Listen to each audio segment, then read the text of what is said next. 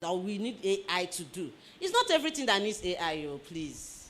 Because for you to do AI, you need to use, like I told you, that before we start selfie and all those, we used to have rows and columns. You don't need AI to go and automate database of relational database. We don't need AI.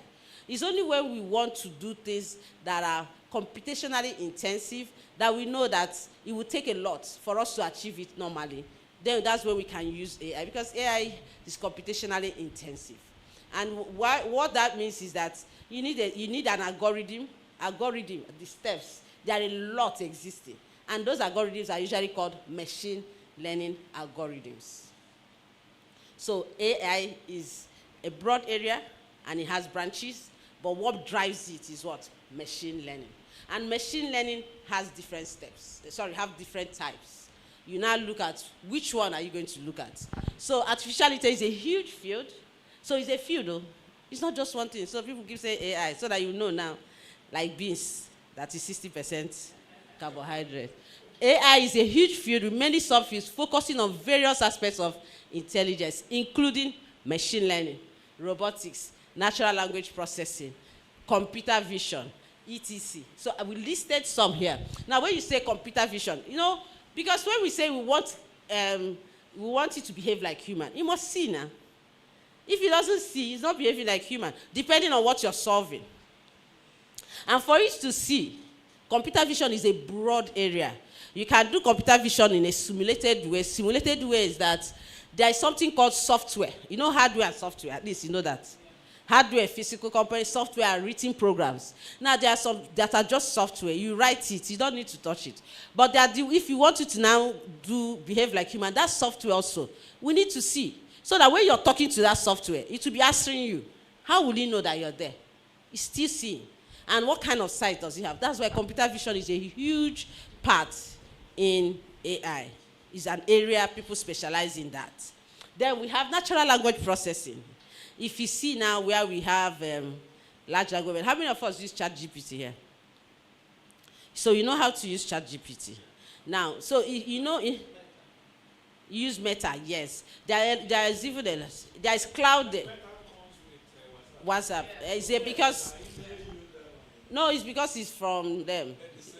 They are the ones that develop. It's the company. Facebook has changed their name to Meta, and they are ones that brought Meta, because your WhatsApp he's the owner of WhatsApp. He bought WhatsApp, so now he puts the Meta there. So it's still doing the same thing. But if you want a huge thing, you go to a bigger cloudy, and there are a lot now existing. What happens is that ChatGPT came and took the world by storm. The others are existing, and some are even better than it, that you can, that are existing that you can use. Cloudy is also very good. They just CLAUD. DeepSeek, that came. DeepSeek is the one that they're accusing that they stole their model. Yeah. Yeah, so DeepSeek now came, and they are suing them that they took their model to build their DeepSeek. But of course, this is open. People can disintegrate and couple. And is natural language processing an app? No, natural language processing is an area under AI. What it does, yes, natural language processing is just one area, just like we have robotics. Now, what it does is that if you notice, that's where under it you see generative AI. So generative AI is part of the thing that brought large language model, where you have this ChatGPT. Natural language processing, you can also translate under it. You can build things that can be translated. So if you see some languages in Hausa, that you can do something and translate to Hausa, translate to Igbo, translate to this, and you build it. Now, so there is, we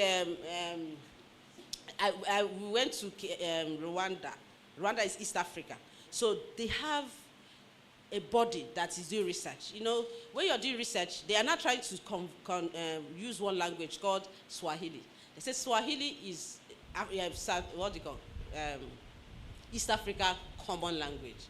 Now they are trying to do translation that everything that they do can have Swahili equivalent. Just like we have English, French, those ones are already established. They are not trying to convert it. So they are working on natural language processing. There are a lot of techniques you can use to do a lot of things under natural language processing. Now we are doing actually a research in education, and people did a lot on natural language processing. There are things that they did like text to speech. You make text, you write text, and it will convert to speech, and there is speech to text, and there's conversion. So these are the things that are under natural language processing. They are huge, huge area under artificial intelligence. So just be knowing now when you hear people say AI, so that you know where you belong in the AI. So now you see, so now what we use in doing this whole thing are called what?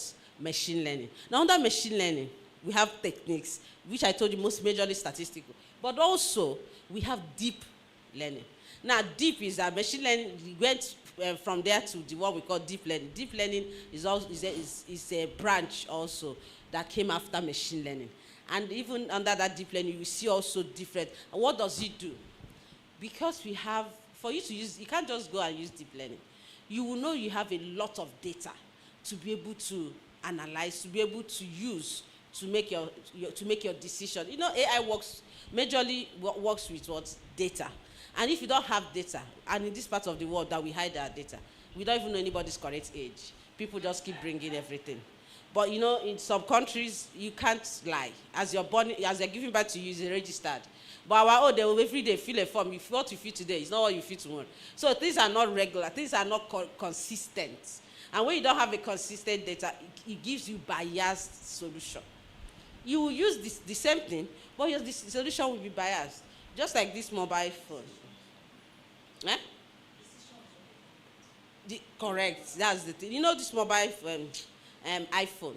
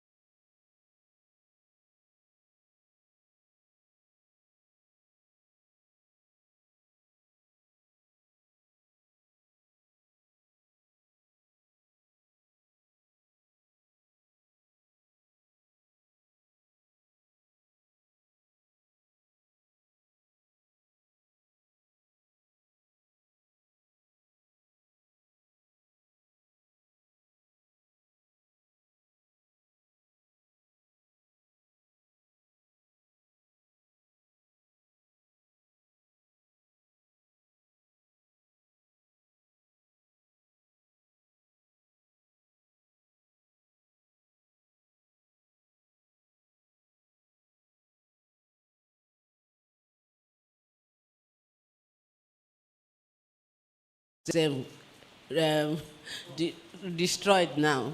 They were here. They were almost in almost every country, or at least they have representatives, and they give grants for research. So they want to do equitable AI research, and they asked our people. They put up an advert, apply. If you're taking, you get the grant. So we applied to solve some problems in the northern part of the country, and that problem is how. Yes. Oh, yes, I'm talking with medical people. So we just say, okay, let's go and do a research and say, the research we want to do is for us to get information and give it to policymakers so that they can suggest to those up there. Our aim is to do research in the. So we now went in to use natural language processing because most of them speak. So we now went in to use natural language processing because most of them speak Hausa.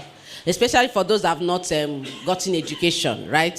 So they use Hausa, and they would tell, so we created a form where we have agencies that will help us because we couldn't go. We use those agencies that have access to them, and they fill this form. And at the end of the day, some of them wouldn't even fill it. Their husband will also fill it for them. That's biasness number one.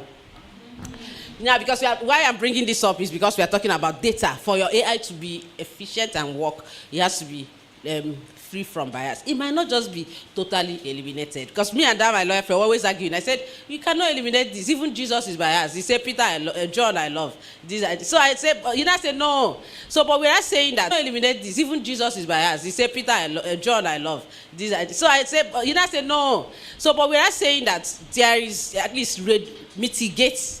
Even gave incentive the last one with that grant because it was a sponsor grant from USAID for us to get free good things, but it wasn't now that accurate. But we got what we wanted. So what I'm trying to say is natural language processing has some tools that you can, as I think any of these things can do. This is not all that is AI. These are the few. You can't conclude. We can't list everything out today. So we have the one I mentioned, vision. That vision is image recognition, machine vision, image recognition. You know when you're going into a supermarket and the door opens, have you ever thought what was that? Door opens for you. We have experienced that everywhere. So, you know, that's door is using what we call vision. That is computer vision. It's like a sensor. They will program that when you see a feature like this, you open. That is sensor. And that is what we call what? Vision. Vision is a huge area under AI. So we have also, and that is, you see, speech. Vision is for seeing. Speech is for speaking. Speech, where you can do speech to text. As I'm talking, it can be writing. We have it already.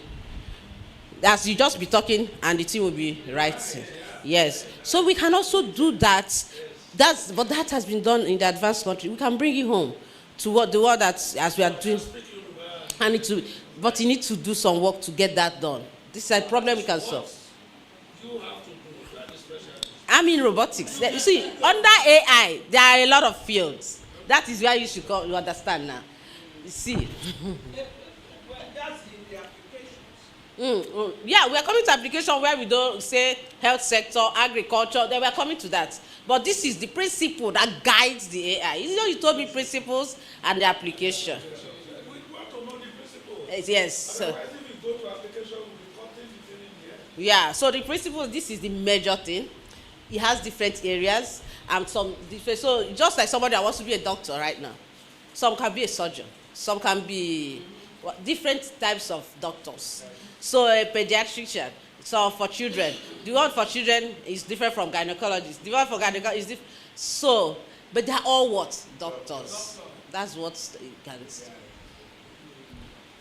Okay, so we now have planning and robotics. So the robotics part is where you build physical things that can do. So robotics does a lot with sensors. Sensors are those things, chips. Some of them looks like chips. And you know this traffic light, where you're going, it tells you yellow, you stop. You know that.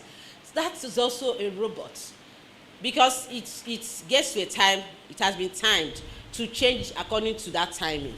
So there's a time it gets to, it changes. I went to Imo State last week. I just came back on Tuesday. I went to bury my dad. I noticed that their own their own traffic light. We'll start reading from 100. Come and see people running the thing. We said 100, 99, this. People wait. Pia. I said, what is all this? Now, so they even gave them timer to help them so that but the bosses, they don't have patience. So I don't know where we will get to. If you want AI, they are running anything. The other one is already programmed to do that. So. They already have in US robotics that deliver medication. Yes, sir. We are coming to that. Yeah, they do that. We are coming there. That's application right now. But what controls that is an area called what? Robotics. Sure, you can see, sir. Our online people are there. Yes. So we have three major types of artificial intelligence. What I just showed you is the core thing, the areas and things that control it. So the three major types, we have the artificial narrow intelligence, artificial general intelligence, and artificial super intelligence. So now, the narrow intelligence is all these things we have been doing. People have been making noise in Nigeria, even outside. What are they? The narrow intelligence specializes in one area and solves one problem per time. You know, Siri, as I'm talking, if I touch this Siri, you say, I didn't hear what you said. You will tell that Siri is just one application for voice. And that's what it does. It's an AI that had to do with voice, and it speaks and directs you. You can tell Siri, play me Sinach. It will start playing, or ask you which one. You can have a conversation, a conversational AI. Now, you're doing one thing per time. So, a task. The task there is to do that. And that's artificial narrow intelligence. So, everything we have been doing so far is artificial narrow intelligence. Now, there's one called artificial general intelligence. And that is, refers to computer that is as smart as human across the board. I've not seen any computer that can have emotion, that can perceive, that can do everything that a human does at the same time. We have one that can talk, dance, but he might not be able to avoid obstacle. You know, so to do all embodiments. So we are getting there, but we have not gotten there yet. But some countries, in the Western world, we have the one surveillance, the one that checks what's going on. So they're still doing functional things. Then we have the one we call artificial super intelligence, an intellect that is much smarter than the best human. We are not there. You know, very soon, they told us that you can think about it now and you're there. I say, telepathy. I don't understand how they want us to get there. They say that's where we are heading. You say, oh, I want to be in France, so you're there. I don't know, it's the one of spirit. So, but I will.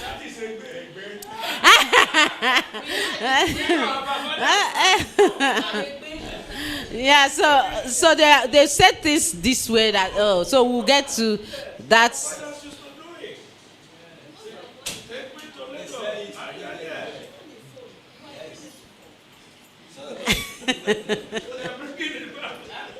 So that one is beyond human, and that's why you say super intelligence. That means you said an intellect that is much smarter than the best human.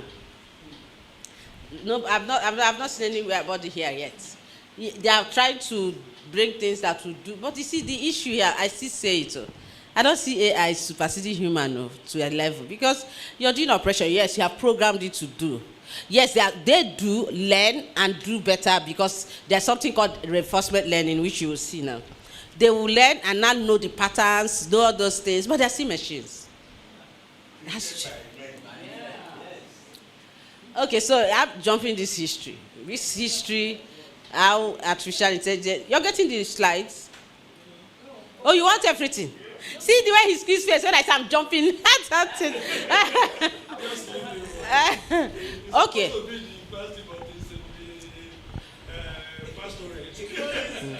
So it started in the 50s. Also, this AI they started mentioning it in the 50s. But it wasn't taking effect. It didn't just take effect that period. So we have the 1955 one. John McCarthy is the one that mentioned it first, artificial intelligence. I don't know if you know about Turing machine. Turing. We all did CS1, and we all did computer in year one. That general, where they tell you history. But didn't they explain about Turing machine? Turing, by Alan Turing, that's brought in. He's the first person that saw something that looks like AI in the 50s. So what he did, he brought an an interrogator, like he is an interrogator, and I am responder, and then he is a responder, but he is a machine. So interrogator will interrogate me, I will answer, he will interrogate the machine, and he will check the answer of the machine, whether it will align with my own. That was what he was able to do, yes. But he didn't really go deeper in defining and showing how it should work. But that was where the things that entering people's brain. That's why he is the main person that they always mention. If you see what is here, if you see what is here, is birth of AI, Turing test. That is a test. He brought an interrogator, brought a human, and brought a machine. The human will ask the machine, ask interrogator, and see if the answers align. That was what he was using that time, and people were making noise. Whoa, whoa. But now it has gone beyond that. He just introduced it and went. And after that, research started going on in the 70s about algorithms. You see, that's why, you know, in mathematics is a very good foundation for you to know computer, know programming. In mathematics, they solve problems, dy, dx. They will be doing the S, but you find Y, you find C, you find D, you'll be chasing them every time. Now, you must always solve problems. But in computing, you must write algorithms. You must give us steps of achieving something. But you can't give a step of what you don't know. So if I say, give me steps of solving differential equation, you must know that equation for you to give steps. So that's more work. So for you to build anything, that's why if you want to build an app for the pharmacist, you must discuss with the pharmacist, how does it work? You have to be working hand in hand with them. There's a lady in Unilag, she's an oncologist. So she tried to develop an app for patients to come ask questions. And she's making a lot of waves now. I think you know her. She's an oncologist. I think oncologists, they say there are very few in Nigeria. They are not up to 12. And she's one of them, and she has been winning a lot of awards too.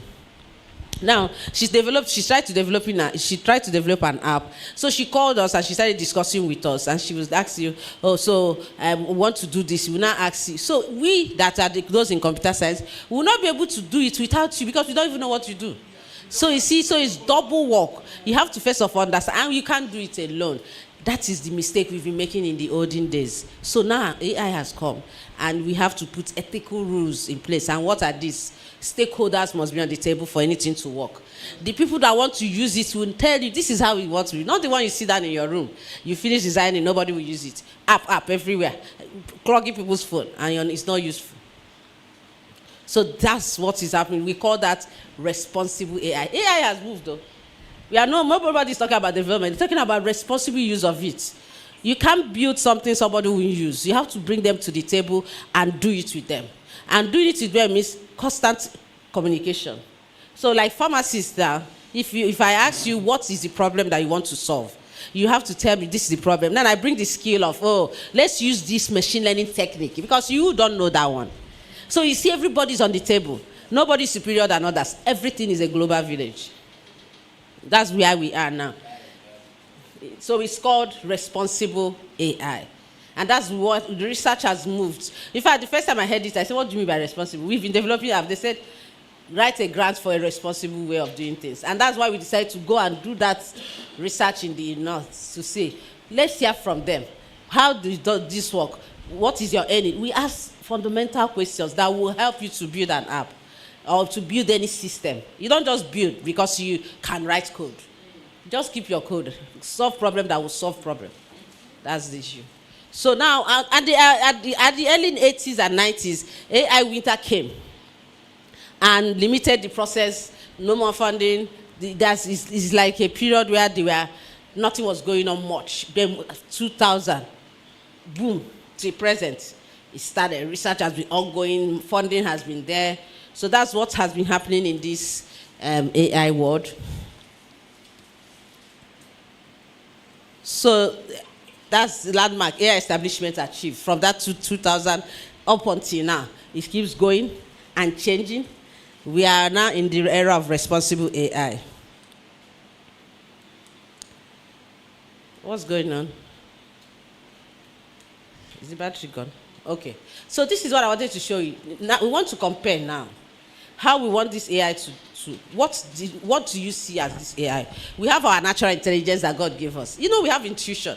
You can be driving and something, especially women. I'm not biased though.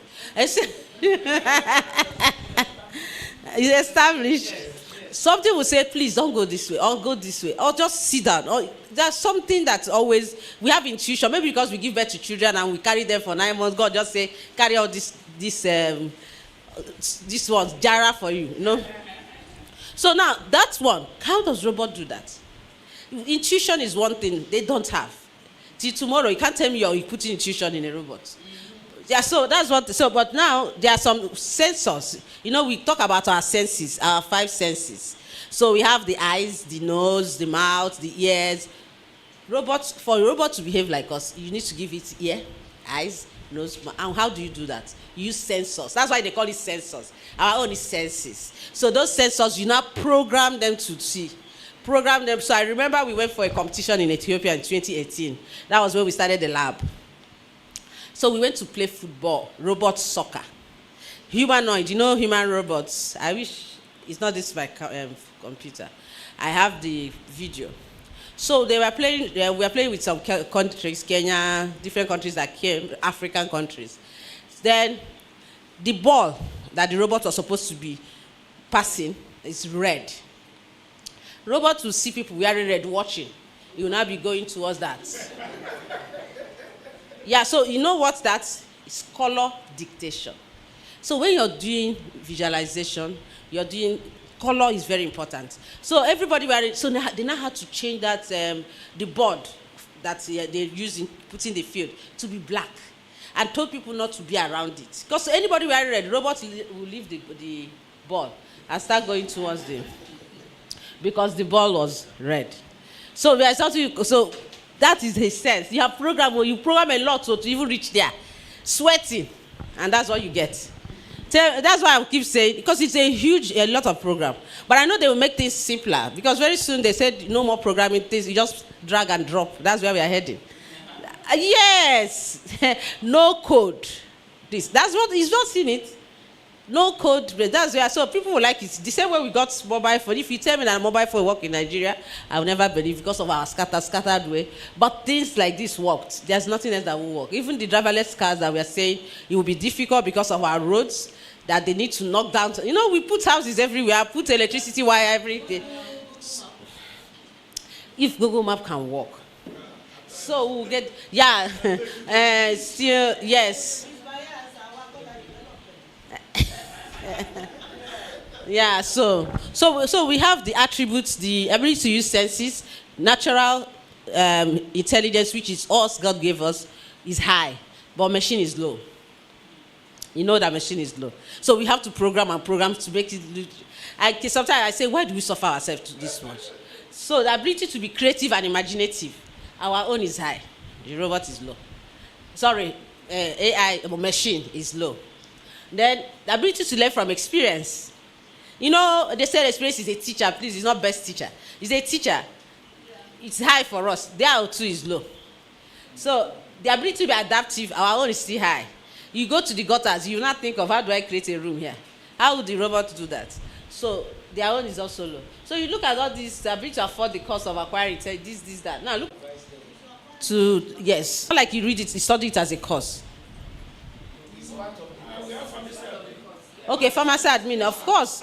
The robot cannot do everything now. He will just do some things. He will do something, not like you to do everything that the administrative officer would do. He will pick things to go and deliver, but he needs the eye to be there. He can't do it just coming and pick and know. Even when he finishes, how will he get it?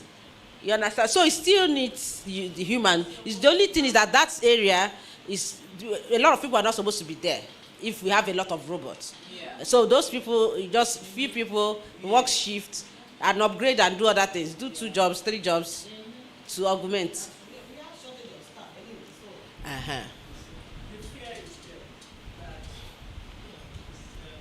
But if you now see what is here, you see that fear really is not supposed to be there. If they know yes, it's not supposed to be there. So, you know, so this AI thing came. Please, they complain that the audio is on and off. Can we? It's back. It's the network. Okay, somebody is raising hand. I don't know. Are you handling it from there? My Muna Ali. I think he wants to ask a question. Oh, the chat is full. It's not full. 99 plus questions. Okay, where is that? So he can help us so we can be decongesting. Let him work on those questions so that we can happen.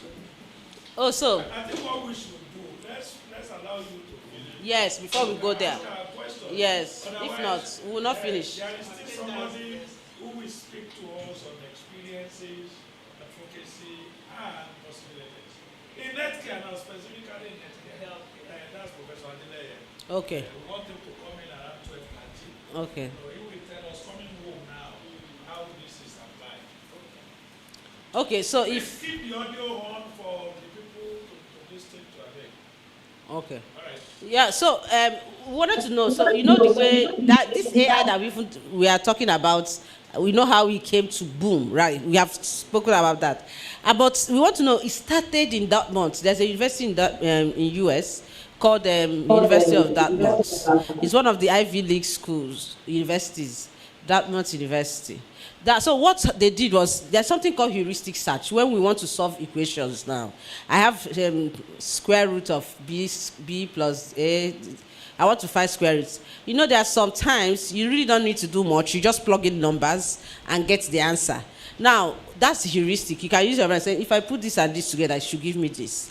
The heuristic, you do that in those days. After that, it moved to knowledge engineering. We call that expert system, where we started doing, okay, so I can automate things. I can, if you're sick, you come, there are some things you tell me, I will know whether you tell me you have headache, you're sneezing, your body is hot, I will equate it to fever or malaria. The reason is that those symptoms, we know that it's for this. Then I will automate it. So that immediately you come and you list those things, I'll get the answer. We call that expert system. Then from an expert system, we moved. Now, we now move to, so how do we now get enough data to analyze? I have patients and I have people, let's say HIV people. I want to say, with this amount of data, I will know what is the cause. I can get meaning from this data. That is AI. So it is data-driven. But initially, remember, you can supply data and get answer. You can automate and get answer. That is with the symptoms given. Then you now moved and you now be able to do what? Use data. So it's what we are doing in AI is what we call data-driven, and that's why we use machine learning to analyze them. And that data-driven are those type of data that are not structured. What is not structured? Like I told you, you cannot analyze with rows and columns easily. Like the image, the video, and the voice. You see this, my voice, they are saving it already. And you can use this and analyze it using machine learning technique to get something from it, depending on what you're looking for. So that is how the team moved from heuristics to expert system to AI. And under AI, that is the data-driven system. That's the knowledge engineering base is the what we call the rule base, which is the expert system, the heuristic search. And after that, we are now using deep learning, machine learning, and this. After that, we move to what we call the transformers. What are transformers? Where we talk about generative AI. AI now moved, where you now generate more. Do you know that when you use any large language model, that is the example of a generative AI, it goes to search different APIs to give you answer. Have you imagined that if you ask one thing now, it gives you answers. You ask the same thing again, it gives you different answers. Because it has large amount of what? Data. Any question? We will take our questions after. Let's take our questions after you have finished. Take your notes, write down what is your major concerns. Then, for the benefit of our colleagues online, we will take questions after Sumaila has finished. For those of us here, please keep your... What's going on? Hello? Your screen. The questions will be taken after the presentation, so that we can move a little faster. Okay, so this is, so we have talked about AI, and we've dwelled a lot on it. I believe by now we should understand what it is. But now we want to say that one that runs it, which is machine learning, has its own. Machine learning is a subset, it's just one part of it. And under machine learning, we have three major parts. the three major types of machine learning. We have the supervised, the unsupervised, and the reinforcement learning, which I mentioned earlier. So this is what, these three components or three aspects is what makes machine learning that you've been hearing about. For the supervised learning, learning from labels, data, example, regression, classification, and that's why I say statistics. That regression is where you supervised learning, the label, you know, when you have an answer, A plus B is equal to C, you already know what C is going to be because you have A and you have B. If I have A and have B, I know how C should be very easy. So that's what supervised. Unsupervised is finding patterns in an unlabeled data, meaning that you don't have any, you don't know what's A, B, you're just trying to pick it from what the patterns you're seeing. Pattern recognition. Oh, this data, I see some similarity, I see a pattern, I see the way it's going, and that's what makes you to be doing some predictions. Now, if you say, I have data for how many years, like 20 years, and you know, so that's why people can actually predict on carry umbrella, don't carry umbrella. Why? They will look at the data from rainy season in how many years and see a pattern that it has gone. And say, oh, with this pattern, I can tell you what's going to happen in the next, like your generator that went off. If you have if you're monitoring it, you will know that at this time it requires servicing or it's going to go off. You can predict from reason of use and the data you've collected by watching it over the number of months, over the number of weeks. You say, okay, oh, this day, this is how you behave. This day, this is how, from there you get the pattern. And with that pattern, you say, in the next few months, this is how it will behave. So that is what on label, that is how prediction works. And even in our body, if you monitor your body normally, you will know when something is about to happen. If you can be your own doctor first. That's the way they say first aid. You also can be your own doctor first and say, oh, this is how, so if I'm having headache and this is how it comes when this is about to happen, you already have started monitoring how things happen in your body. That way, you will say, oh, this is a pattern and this is what, but it might not always be accurate. That's why you can see that AI, I hate saying the AI. You know why? Because it's a general word. It has a lot of sub. So you can see that it's not going to be always accurate. It can be, that's why you say 86% accuracy. How about that 14? Even if it's 90% accuracy, how about that 10? If it is life, so 10% will go. So that's what we keep saying. So then reinforcement learning through trial and error to maximize rewards. This is another type of machine learning where you learn by experience and also by trial and error, just like a child that is growing, that is trying to walk. So 6 months, I said, child is coming. He said, come and take these biscuits. The child will start coming because there's a reward. And it will fall, get up. It's because something is in front, the child will come. So that's the example of reinforcement and trial and error. And this is what I use for my PhD, about robots. We're trying to see how robots will be able to achieve something, move from position A to position B to be able to solve a problem without what? Missing it, without colliding with obstacle, so that so we use an aspect of reinforcement learning is an algorithm. So now the problem you want to solve will determine the type of machine learning you are going to use. So you can use supervised learning and go and start taking deep learning. You won't go and use that method because deep learning takes a lot of data, but this one you already know what the answer will be. Just solve and go. Write small algorithm and write the program. I don't know if you understand. So that's that machine learning that runs AI. So anything you now want to do in area of AI, be it natural language processing, be it robotics, be it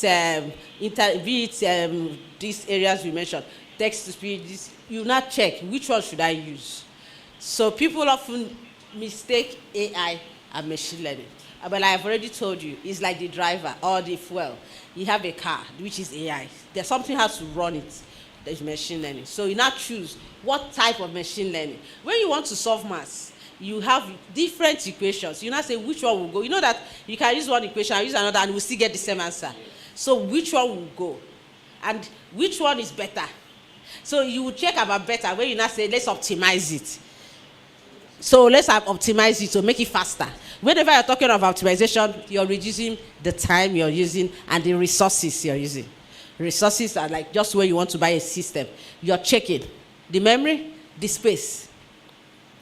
Without that, you're just going to buy a toy. I can as well go and buy a 35K laptop, 1 gig RAM, and give you. It's a gift. But you just want to know, what am I going to use it for?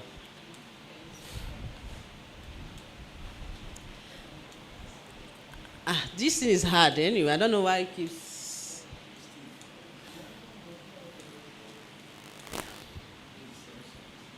The sensor is, the battery. Energizer. Okay? Huh?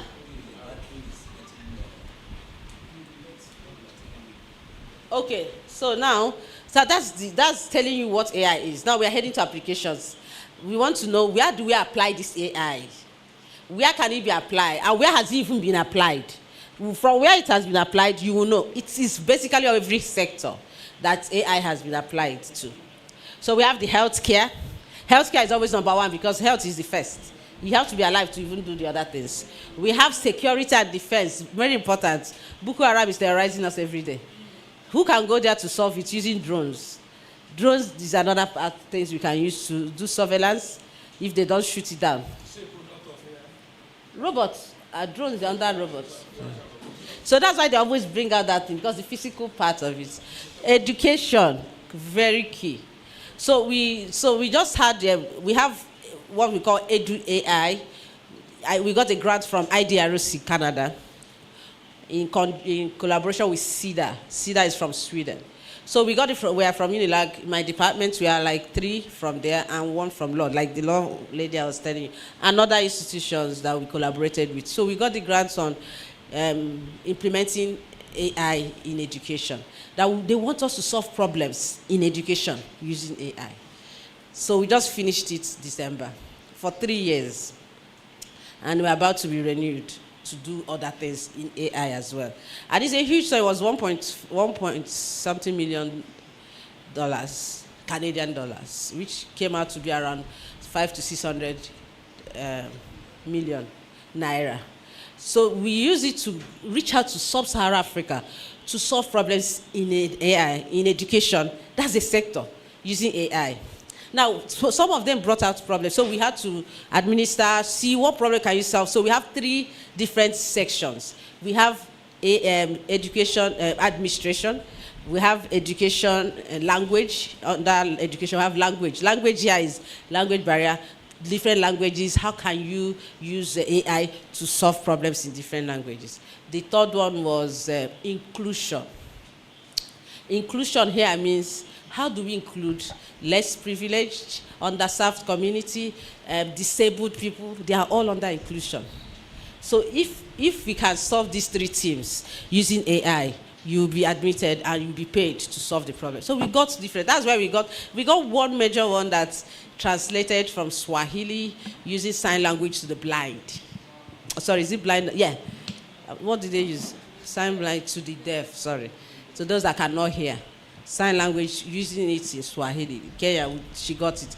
So we have different problems. People solve from Ethiopia. We went to sub-Saharan Africa because the project was an African, to go to different parts of sub-Saharan Africa, solve problems in different... Well, the problem I noticed is we didn't get much in administration. In fact, we virtually didn't get in administration because I keep thinking, which one is administration? You know, marking alone, admission alone, all these things we do in schools need to be, AI need to help us do them. We didn't really get people through things because it's difficult to solve and it requires a lot. You are going to automate, you're going to do some things that will require, I don't know whether the money will even be enough. But I know that we got majorly for language and inclusion. Inclusion with like the deaf and language, changing from one language to another so that people can learn. A lot did that in the north, in Kigali, sorry, in Ethiopia, then Kenya, etc. And we have finished that project and they were happy. So they are trying to extend it for us to go and now develop a lab called AI Lab where we can, so it's also coming into Unilag. So now this is This is application. Now you need to now apply it. Because it's new, but every sector needs it. So we got that one in education. Then also autonomous vehicle, that one is the physical one we've mentioned. We met manufacturing. In the manufacturing sector, that's where they are using robots. You see why we brought out robots? Right? Because they use robots arm to do a lot in the manufacturing sector. Then we have entertainment as well. They do a lot.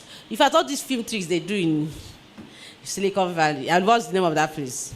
Is it not Silicon? No, Silicon Valley is Los Angeles. They do all sorts of. You think they are the ones flying inside the water and everything.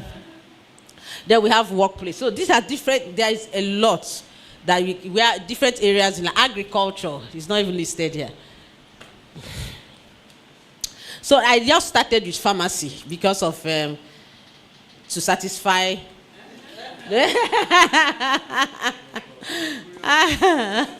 To start with the, of course, somebody invited you, now put them last.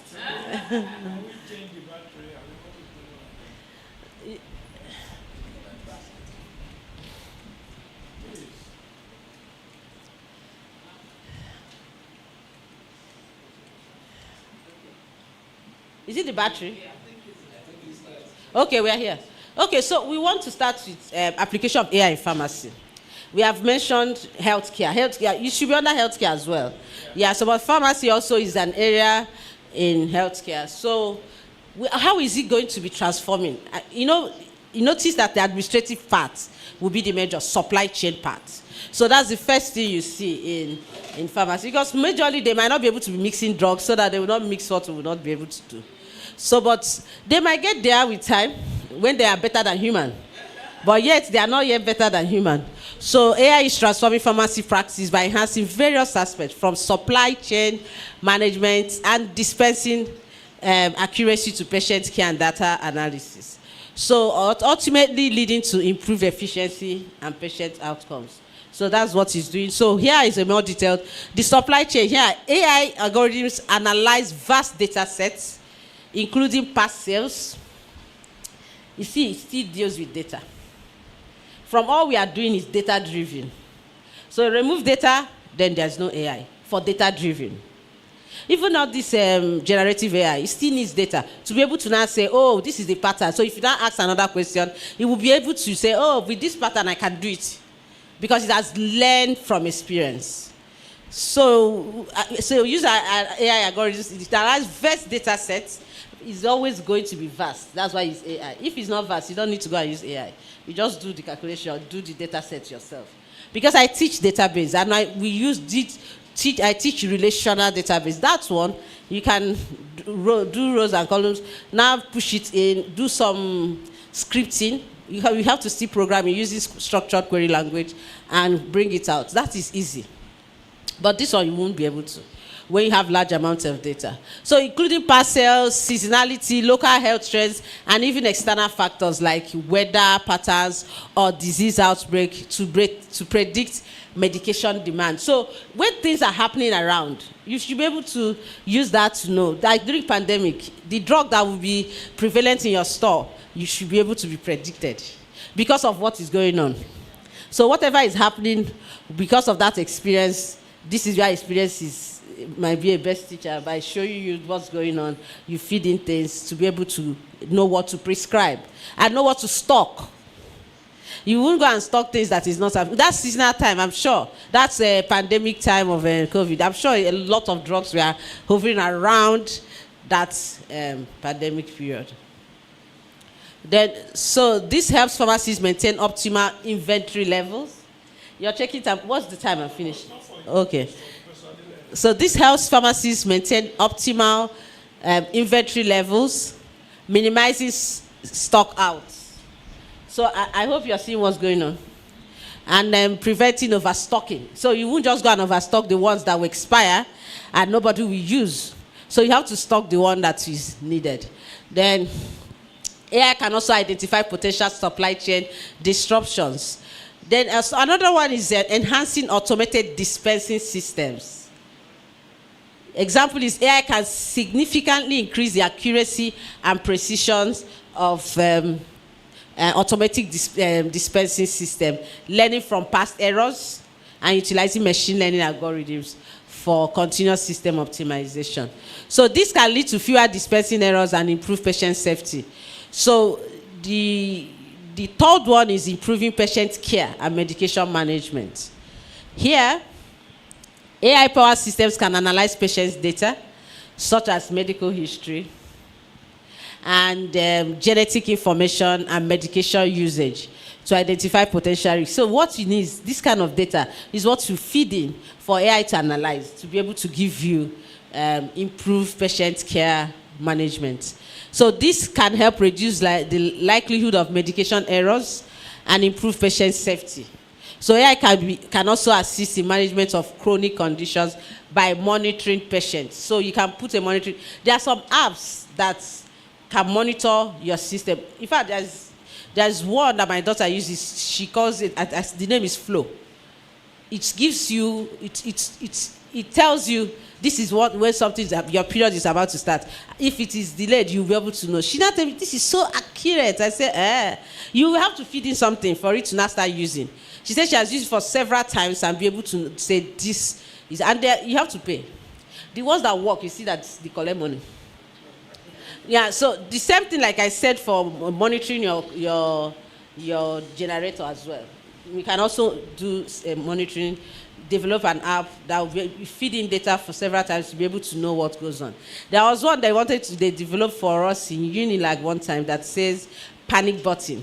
When you're going to a place where you are scared, you see some boys gather, especially the female, and you feel they want to abuse you, you press the panic button, you go straight to the security in Unilag.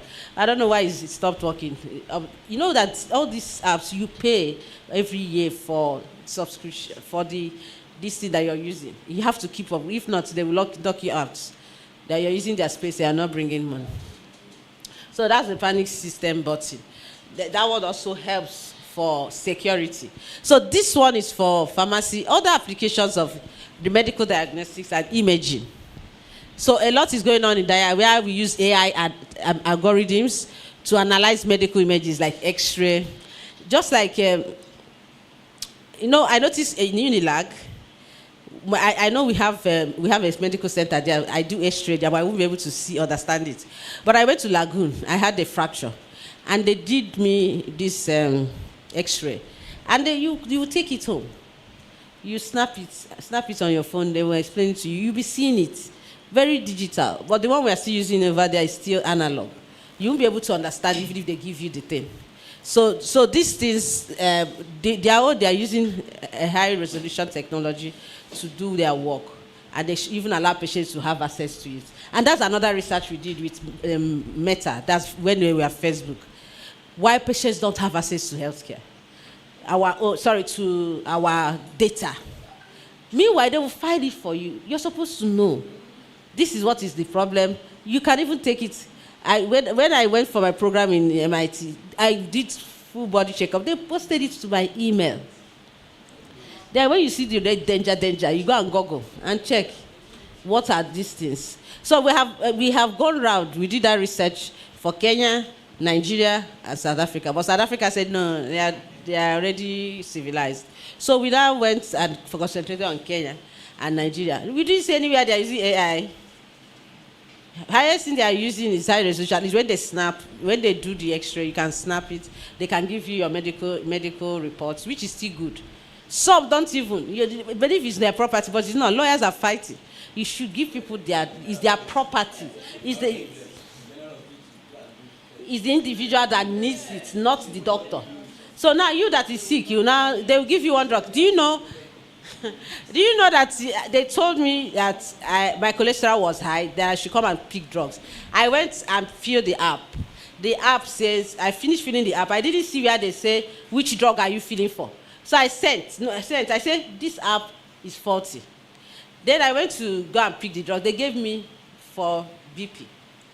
Now, the reason is that they assume everybody that feels that thing is straight to BP. I went to the doctor. I said, I knew when I filled the app that this is the problem I face. Immediately they gave me, I said, which drug? They now said, amino something. I said, I don't have BP.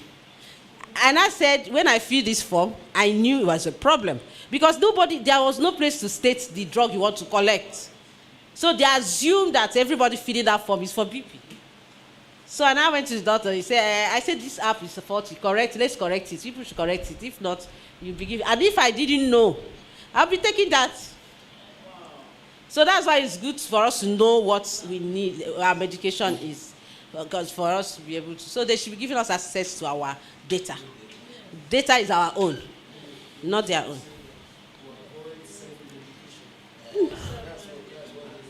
No, but so taking the wrong one, is it not worse?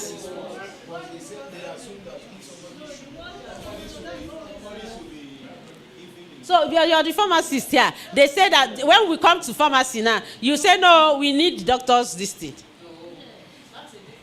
Yeah, it's a different thing, right? We must go and see doctor to get prescription. But here we do anyhow too. So we have started doing that here. Oh, they post it to pharmacies online. Okay. Oh, yes. Oh, that's nice. We are progressing. Yes. So then there is IBM Watson Health AI system helps radiologists in identifying potential issues in medical scans. It has been developed already. It's called IBM Watson Health AI system. There is finance, fraud detection. We have application here where AI system monitors transaction online, where they dictate fraudulent. You see, a lot of things go on online. People can finish someone's money because of transaction that you do on malicious sites. But now there is fraud detection app, just the same way we have virus. You know virus on the system. Do you know virus? So what's the solution for virus? Antivirus. So the same. So people that are so smart develop that to destroy people's files. Then people that are smart also say, oh, let's do anti. So as you're coming, we are doing, so you have to be upgrading. If you have a lower version and the virus makers are already higher than that, you will destroy your files. So you have to keep, that's why I say you have to keep upgrading it.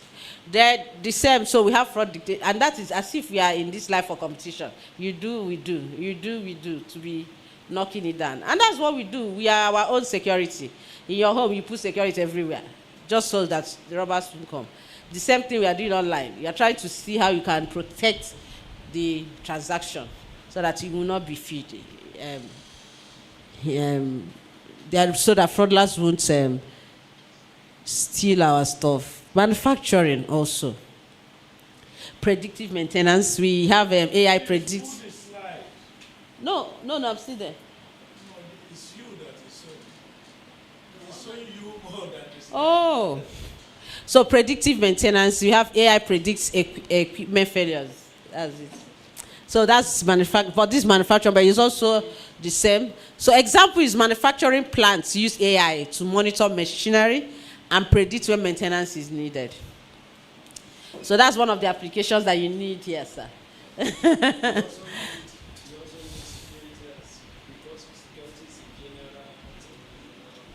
Yes, security is a very key one. We also have retailers, customer personalization, where AI system analyze customer data to provide personal shopping. We've mentioned that they analyze what you're doing and be able to say, oh, so you're buying this type. This might be what you want to buy the next. And you see that you have interest in that thing. Amazon does it a lot. Then e-commerce platforms like Amazon use AI to recommend. We call them the recommender system. There's something called recommender algorithms that you use. Recommender system is in AI that you can use to develop such, to track what's going on. Then we have the inventory management, where AI predicts demand and manages inventory levels to ensure optimal stock levels.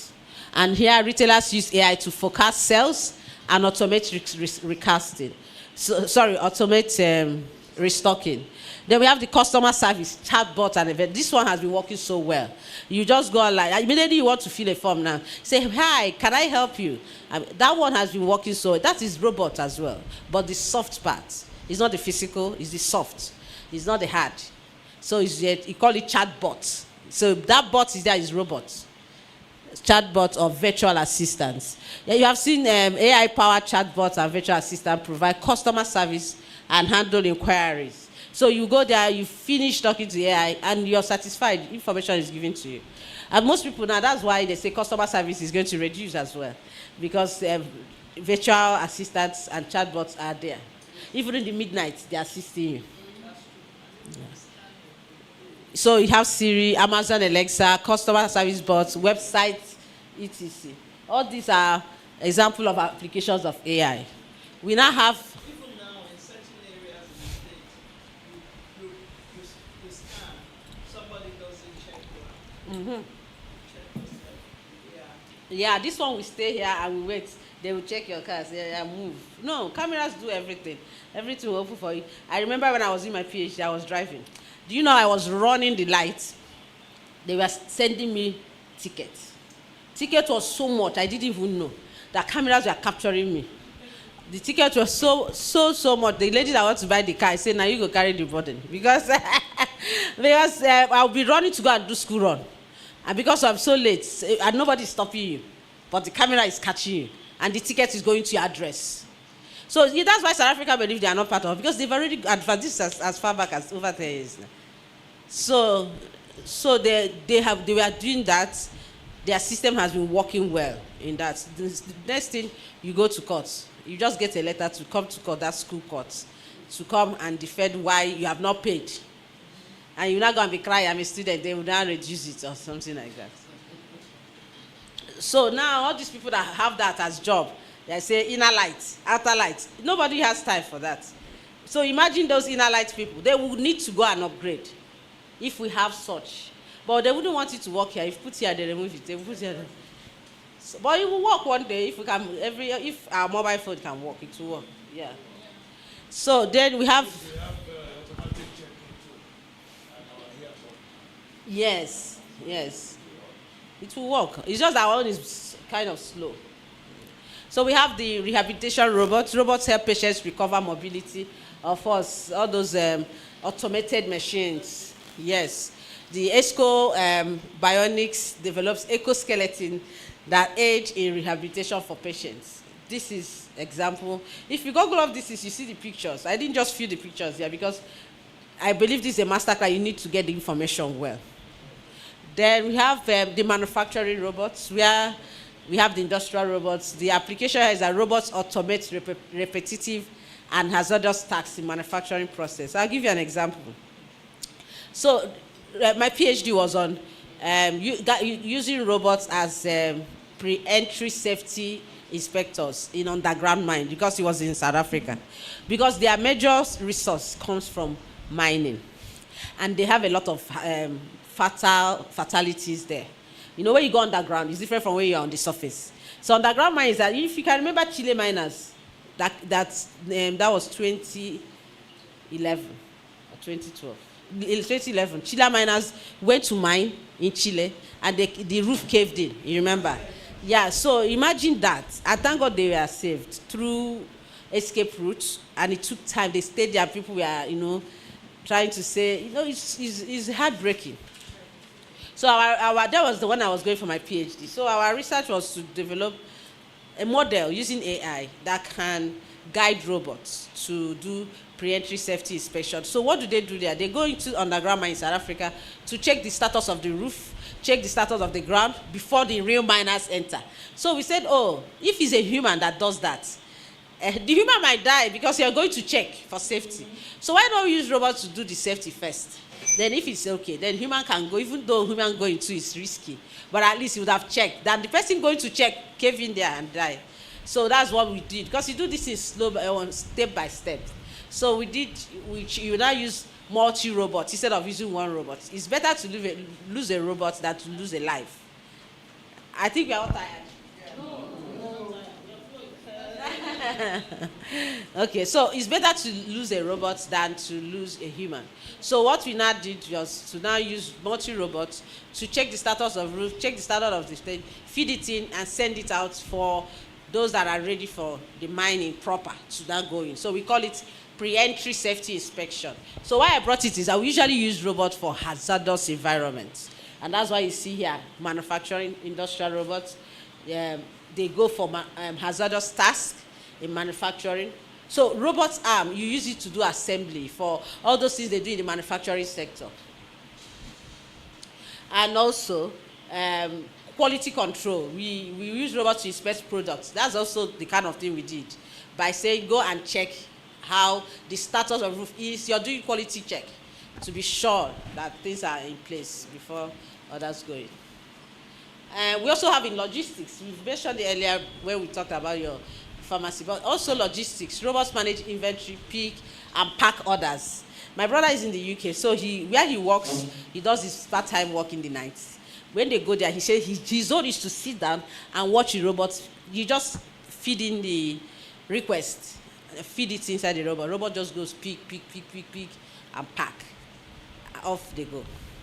So that is what we are saying. Amazon also is using it, for all the requests that come in. They cannot handle that. Do you know the amount of people that send requests there? So with that, they feed it into a robot. Robot goes, picks them, pack them into there. They have a truck by their side, pack everything for individual, sign, check, and they will deliver it. So you use robots to do such picking. Then delivery robots that deliver. So there are drones that just come to your desk and drop it and move. Those ones are autonomous. Nobody is driving them. It has written program to do such drones. And that's why, there is in Nigeria, in the military, they have drones. Then in that Sambisa, I think they said they have sent one before to go and hover around for no one is inside, surveillance first, to see if you can take pictures also, so that they can use the information to plan their attack, which I don't know when it will happen. There we have the agriculture sector as well. So the precision farming, where you have robots perform tasks such as planting, watering, and harvesting crops with high precision. So we also had a research we just finished.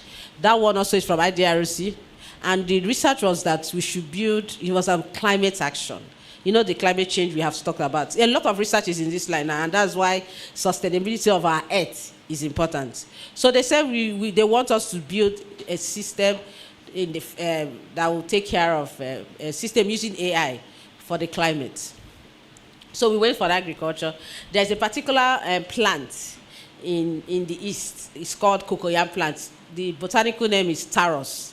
So that one, I collaborated with those in soil and crops. So they need my AI knowledge. I need their crop knowledge. So what we did, we now use taros as our case study, because they said the plants can go in extinct if you don't monitor how the thing happens. So what we now did to build an app, so there's a disease called taros leaf blight that can kill it in under 3 months. So, but if you dictate it on time, you can apply some chemicals to return it. So the app we built was to be able to dictate this disease on time, so that we can solve the problem using machine learning, which is AI. And that was another project we just finished. We used Ghana and the East Nigeria, because that plant is also in Ghana, cocoyam plants. The botanical name is Taro. So we also did work with someone in Ghana, someone in Cameroon, and Nigeria. So we built our app, and we have published like 4 papers from there. Very, very interesting. Why I like agriculture and health is that they are real. You're seeing what you did. Most of the research areas, you build things and they are like abstract. You won't be able to relate it to real life. But agriculture is what we eat. Health is our health. That one, you don't need anybody to push you. But agriculture, this is what we are going to do. And that one, whenever you write, you're writing real. And you can see you get the grant easily for those ones. So that's what we use. We use the machine learning called convolutional neural networks. That's a type of machine learning technique for images, because we have to capture the images of the plant and feed it into the system, and that's the data. So data can be what? Image. And that's the type that you have to use machine learning to solve. Also voice, also video. Then monitoring and maintenance, you have drones and ground robots monitor crops and monitor crop health and maintain equipment. Also, we did something also in the farm in Ogun State called Afada. There's a place called Afada. So my student there, my master student, we worked on how we can use monitor of father rice. There, in Ofada region in Ogun State, they say children will come to be driving the birds that eat it. That if he eats it, milk stage of the plant, if he eats it that time, you have nothing left. So we now said, okay, let's use drone to scare the birds. So that was the research we did that, and that's one research we published in a very high impact journal, and a very good research, I must say. And that's about agriculture again. Those things that you do in agriculture and health, they are usually very impactful. There is threats. You mentioned threats. Threat detection and prevention. These are another area also that is very key in our country, that we can also say, how do we dictate and prevent? I gave you an example of one that was developed, panic button app, that if you're going in an area you don't like, you press panic button to alert people that are connected. So that app is connected to some security guards, Unilag security, so that you'll be able to know, oh, this is what's going on. Please, let's be on alert. So if you have that, you will save a lot of lives.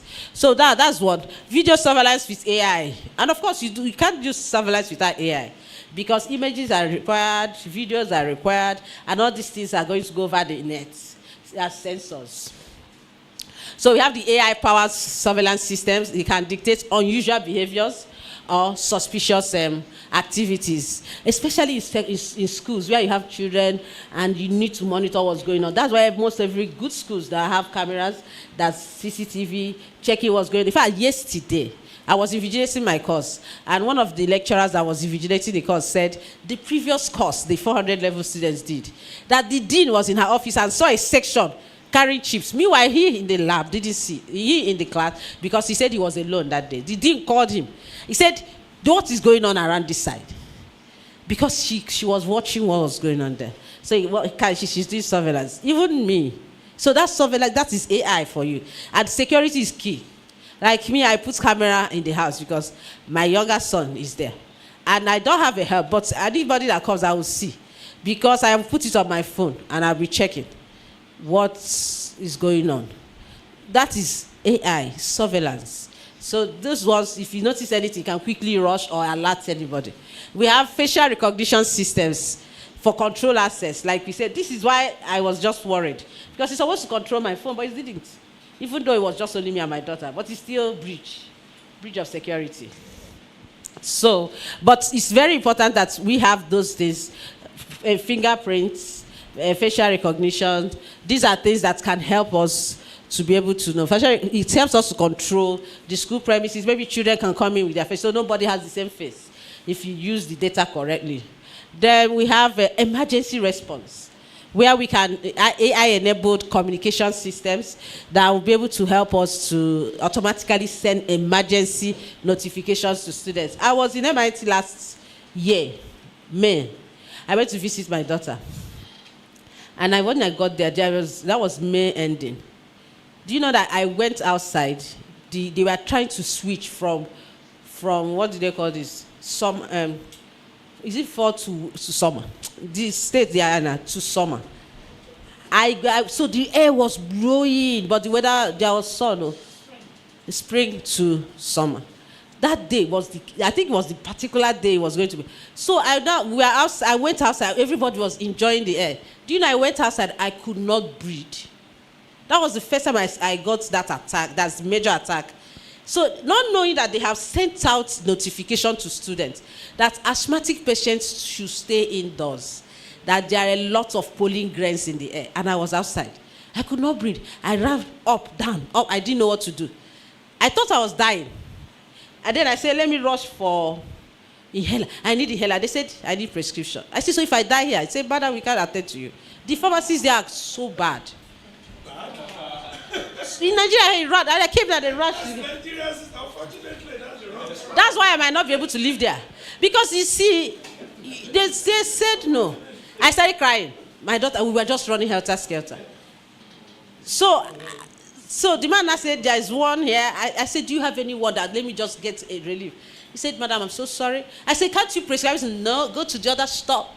We reached the store, it's locked. I said, what is all this? So somebody will be like this, and that's it. So I now say this Western thing, now wow, Because I went for visiting now, so I don't even have NH. What do they call that insurance thing? So you must have that thing for you to jump in anywhere to get anything. So since that day, I've not gone. I'm still checking it. It's so bad. I said something will just enter pharmacy in Nigeria and get. And then I said they want to do our Nigerian pharmacy like that. They want to kill Nigerians. No, because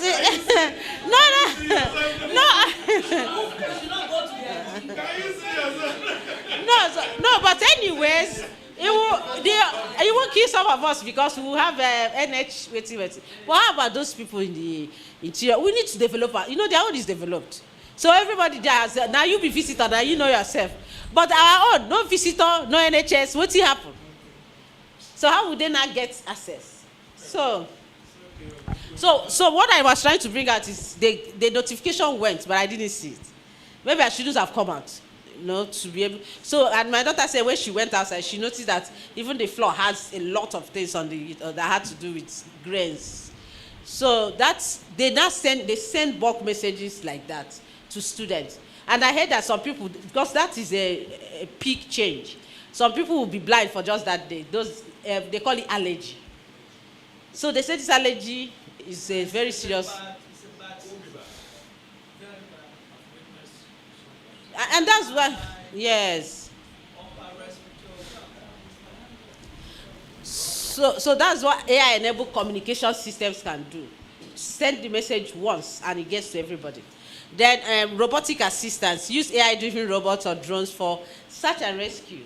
That's one of the things that we were trying to do. I don't know whether I will finish this thing because it's a lot. I packed it, but the time, I'm not sure we'll be able to. Maybe what we can do. Yeah. This is about 12:35. If we stop at 12:40, then people can ask questions. Yeah, I think we can. I'm not here to finish everything. Okay. I packed it because I said it depends. I've given you all that you asked for, and this is actually extra now. So this is like integrating it into your business, and it's not part of our scope. So we can stop and ask questions. Because he told me something that the truth is that we are not using it in net care yet in Nigeria, that we are lagging behind. And he has been a great advocate of artificial intelligence in net care, and that he can share his experiences and his advocacy, particularly possibilities, so that we could see in advance what is going to come to us.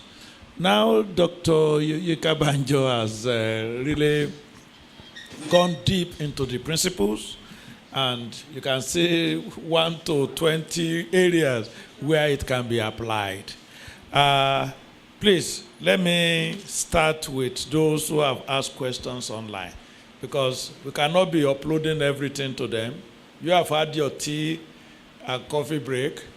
We uploaded their own. I'm not sure they have asked. I'm not sure they have accessed it. So let them have their own question first. The first one I have here is from pharmacist Ben Abanom. The MD of All-in-One Pharmacy. He said, please, ma, what are the challenges that will come with the use of AI? I think that's an open-ended question. I think it's better you write down so that you just take those questions. Yes, please take. You can take them in 3 or 4.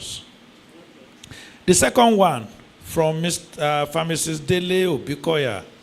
If we have different answers after every search, is AI reliable?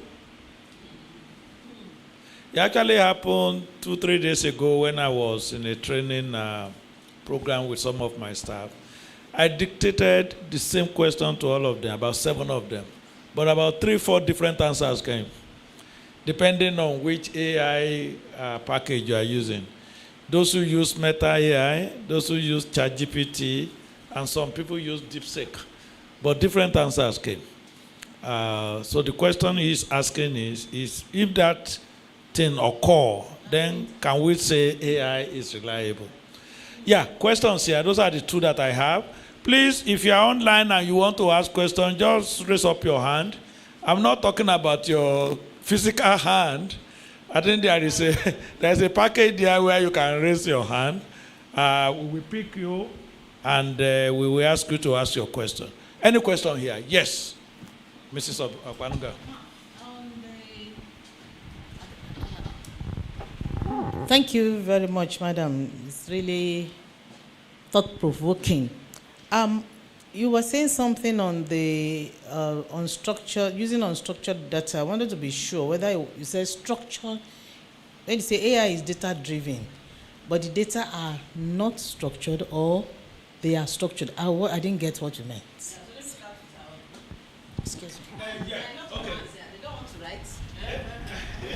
Hello. Yes, let me start with her since she's here. Benefit of being present. Yes, so I said unstructured. When I mentioned unstructured was when I said why machine learning came machine learning came when we started having unstructured data. Structured data we can analyze on our own. We can use simple statistical things. But machine learning came because we started having data that the data became ubiquitous and most of them are unstructured. Unstructured are data that you can't do analyze. You know, when it's structured, you know rows, you know columns, you know A, you know B. But unstructured, like the image, you don't know how to do that without having a technical method to do it. Voice, video. So that's when machine learning came to be. So machine learning, that's why you talk about AI, because those things are things that machine learning now had to decode, and it made things to become intelligent. Why you now, analyze it, write programs so that it will behave like a human. So those are unstructured data sets. You can't just analyze them with your own normal method, but you don't have to go for machine learning. And machine learning is what drives AI.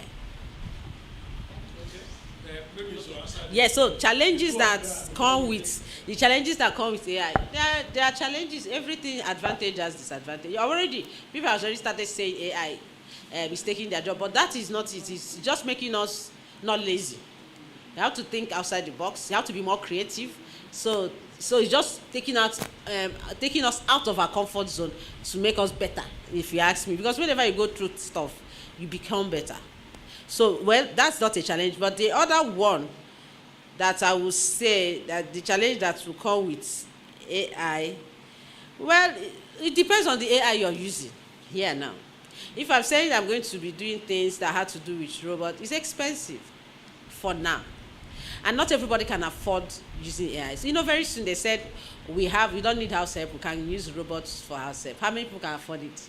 It's not even affordable now over there to come here. But it will get there with time. Depends on the generation that will handle that. But so the challenges here is costly in a way, because it's not, especially in this part of the world, in Africa. You have an AI as a cleaner. That machine, there's a lot of machines that have been developed to clean your house. You can't afford, most people here can't afford. It's expensive in nature. So, but over there, it's also expensive over there until it gets to a time when it will reduce, just like phones now. There are some that are very expensive, there are some that are not. So the expensive nature. Two, the data part. We need to know how to have ethical handling of data privacy. These are challenges that come with it, because you just use people's data without consent, it can attract penalty. So we need to handle that. So when it comes to data privacy, ethical use of people's data, when you're using medical data, you de-anonymize it so that you wouldn't know who owns that. And if you're not doing that, you have to get ethical approval as well. And you do research without that, you're in trouble. So there are a lot of things that we need to do to avoid getting into trouble. So these are the challenges. Then with, of course, carbon footprint. Carbon footprint is what we generate that clog the air, that clog the environment, that's bringing climate action, giving us climate. Oh, this year has not. What happened?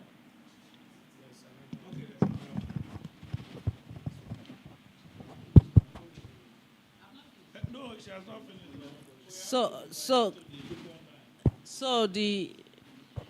So the one for climate carbon footprint also is one of the challenges that now, if you're writing for a grant and they will ask you, tell us how you want to handle this challenge of carbon footprint, whatever you generate from whatever you're doing. Even our system, we generate a lot of heat that's bringing carbon footprint in the air.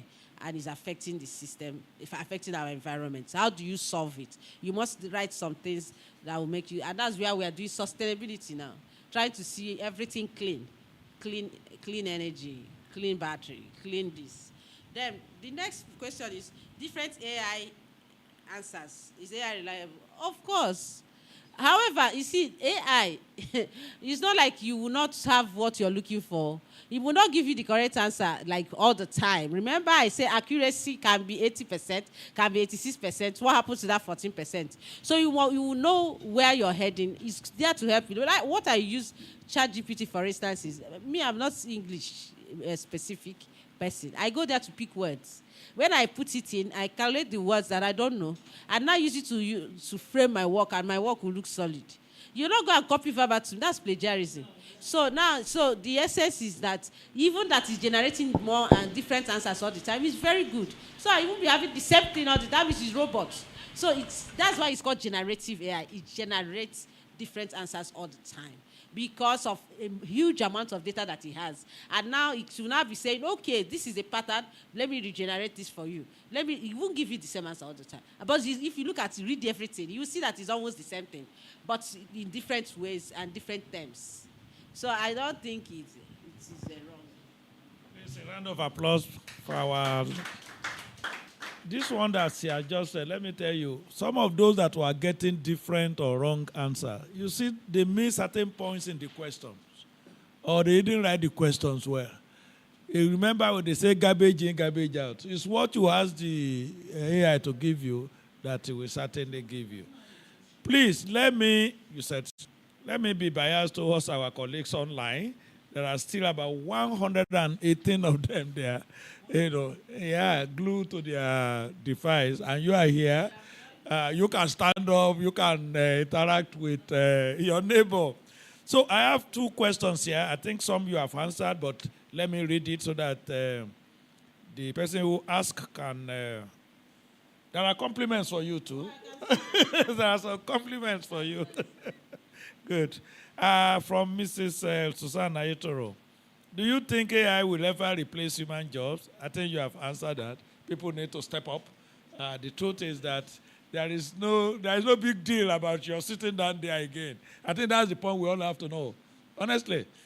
I mean, you can puff if I'm not here and then nothing began to lie. So you have to keep on moving. Otherwise, AI will sweep you away. What are the limitations of AI researcher that they are still trying to overcome? So I think you can pick that. Then there are people who have raised up their hands. Please, those of you here, I will pick you, but let me... From Saudi Arabia, wow.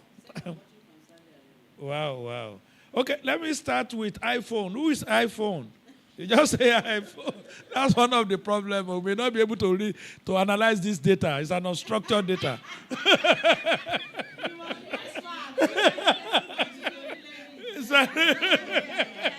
It's just say iPhone. So iPhone, please unmute and speak to us. iPhone. Hey, but there is one that raised up hand. Hello? Sure, they can hear me, right? Okay, if our iPhone is not there, Dr. Anyao, unmute and speak to us. Yes, sir. Yes, sir. Go ahead and ask your question briefly, because we have many hands up. Okay, briefly, I just want to ask this question. How do we solve our national problem of insecurity through AI? Madam, say you had.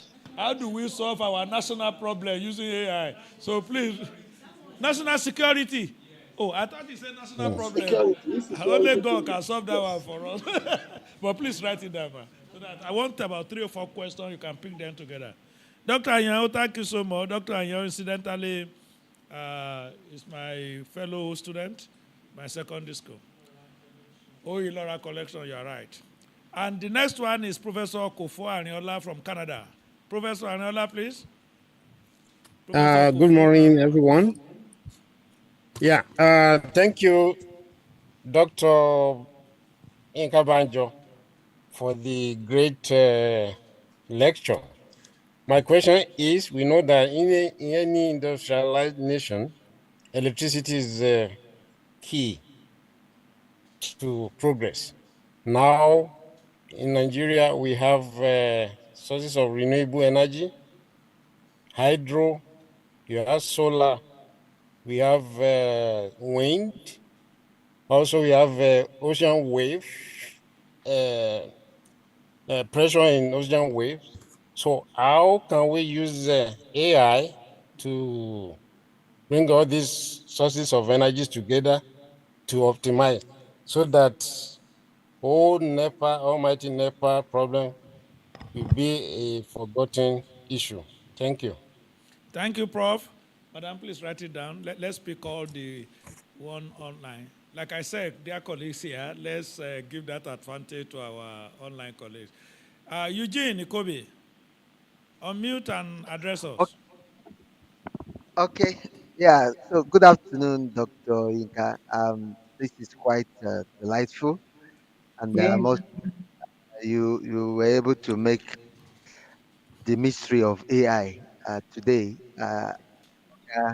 in the dark.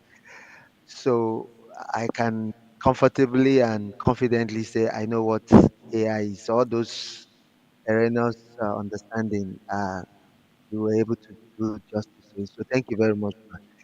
Now my question is around regulation. The use of AI, the negative aspect of it. We see people um, generate people's faces, picture, audio, and they use this to extract money or to steal, solicit for funds, and you're seeing the real image of the person you thought was the one doing those things. And these are young guys that understand the use of this AIs that they are cashing on it. Is there any body that is being put in place to checkmate the wrong use of this beautiful application that is meant to be a positive to humans, but the same humans are now using it to dupe their Thank you. unsuspecting fellow? Thank you. Thank you, Kobe. Please, he is asking that this AI that is so good, so powerful, and can be used, do we have regulator that will ensure that it is not wrongly applied? I mean, like the way people abuse drug. These drugs are meant to do good, but hey, people are using them. I mean, look at Rohypnol, fantastic drug that people are using, but hey, it's being used for rape and all sorts of things. So, are there regulatory guidelines or enforcers to ensure they are not badly applied? Finally, from online, I want to call on Christian. Just spare us the commercial. Go straight to the question. We already know that Dr. Yinka Banjo did a good job. So go ahead. Christian. Thank you so much, sir, and thank you, Prof, for the presentation. My question is around the application of AI in the pharmaceutical supply chain in Nigeria, because it's still struggling and there is so much unstructured data lying around. So the question is, how can AI be applied to solve the unstructured database of pharmaceutical supply chain in Nigeria, such that this data generated on a daily, monthly, and yearly basis can be harnessed for research purposes and give a very strong insight when it comes to decision making by all the bodies applied in Nigeria. Thank you. There's something that Dr. Yinka Banjo said when she was making her presentation. And I want all the pharmacists here to hear and those that are online.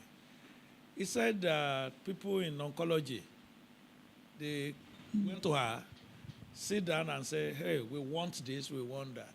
Have we ever been to them? To say, we know how unstructured our drug distribution. No, and we complain to high heaven about it. That's the truth. We call it so much name, chaotic, this, that. But really, have you ever gone to them to say, can you give us a package that is specific and can be applied in Nigeria situation? I'm not answering the question for you because the question Christian asked is that how can we apply it to our situation? So can yeah. Hello, good afternoon, everyone. iPhone is speaking now. Hello, can you hear me, please? Oh, iPhone. Can you first of all decode the iPhone? Who is Yes, on the line? sorry, and that was what made I thought Who I is, registered with my name, and that was when you were saying iPhone. I did not so respond. I tell didn't know us you were your even name. calling my attention. Thank you very much. My name is Tell us your name. Memuna I've from not heard though. Niger State, sir. Ah, okay, Memuna, you can now iPhone us.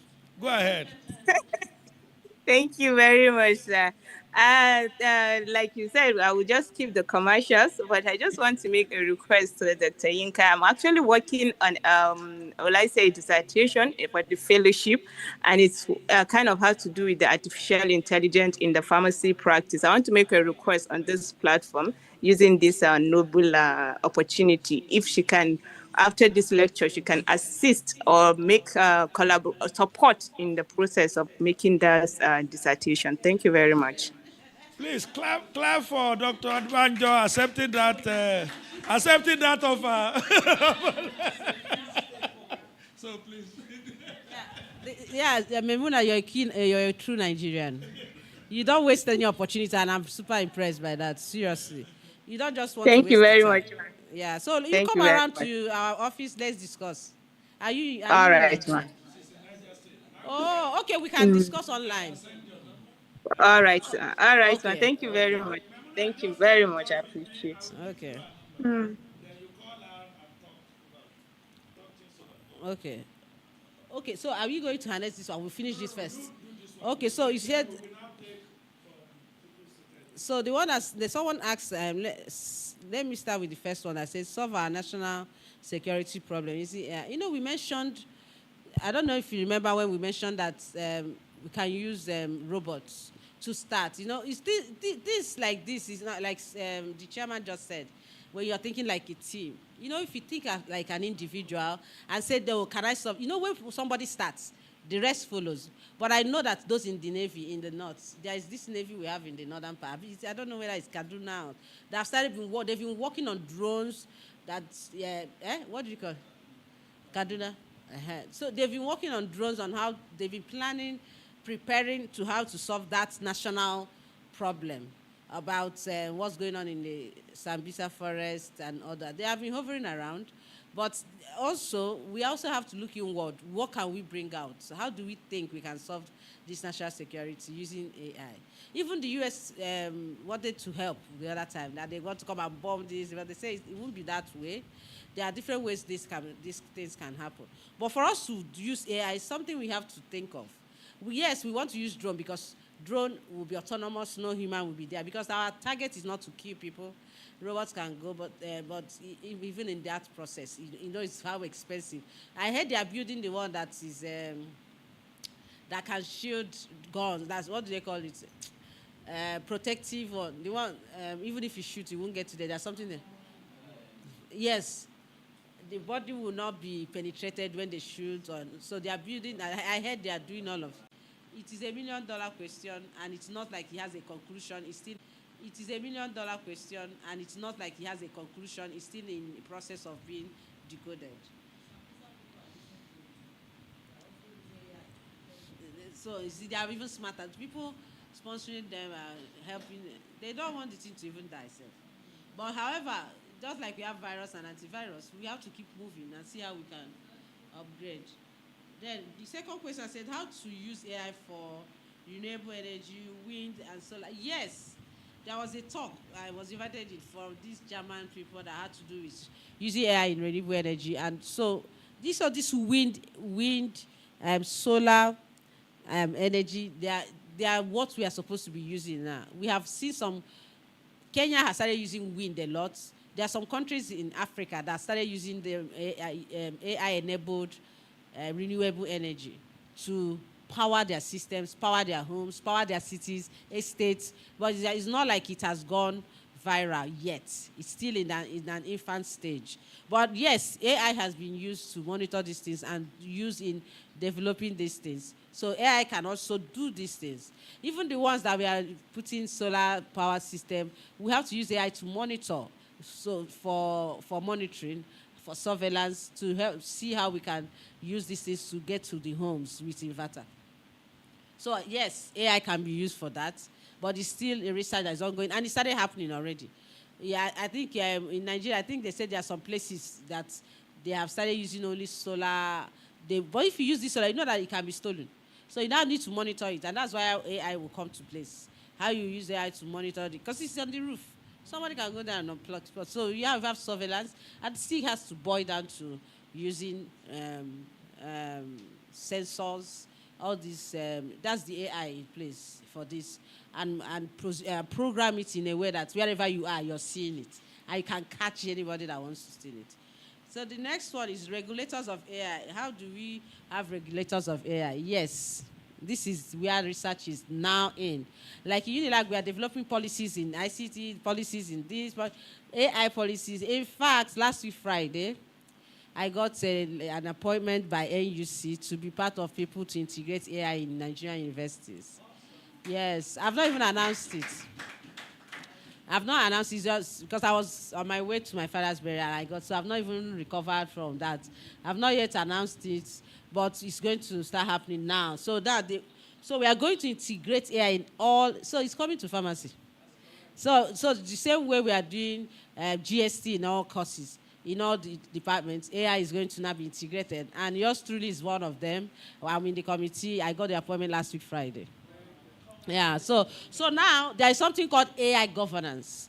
AI governance is coming up everywhere now, and majorly you see a lot of people from the law sector being part of these regulations. So now they want to create this governance and say who handles this who has this level, different levels, and anybody that breaches this, these are the penalties. These are going to be in place. That's why we create policies. So we create ethics and also protection. So governance is already on. It's not even an infant age. It's building up gradually. So it's part of what we are doing right now in the AI sector. Also, I see the pharmaceutical unstructured data for supply chain. Yes, supply chain is a key thing in the pharmaceutics, because I noticed that you have to move drugs from one point A to point B. And the supply chain drugs is not the only thing that supply chain is being meant for. There are other things you can use, but for pharmaceutical products that need to go around. I also want to ask a question before I even answer this. I heard that they closed down this market where they sell drugs.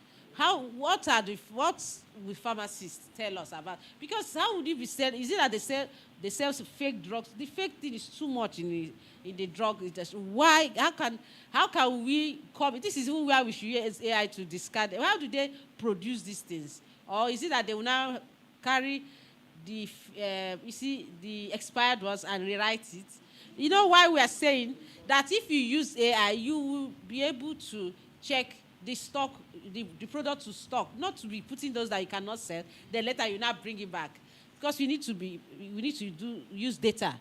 So this your structured data, sir, will help us to have predictive nature of handling this pharmaceutical supply chain.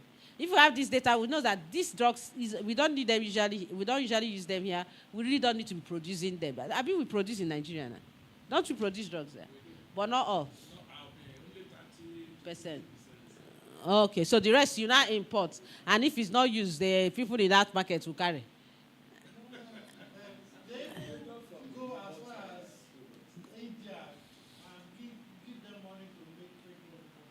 And they will not make.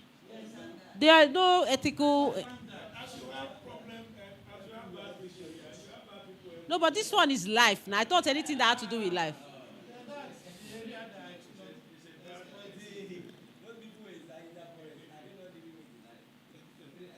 Yeah, but this one is people that have sense and they are doing it. Is that fair?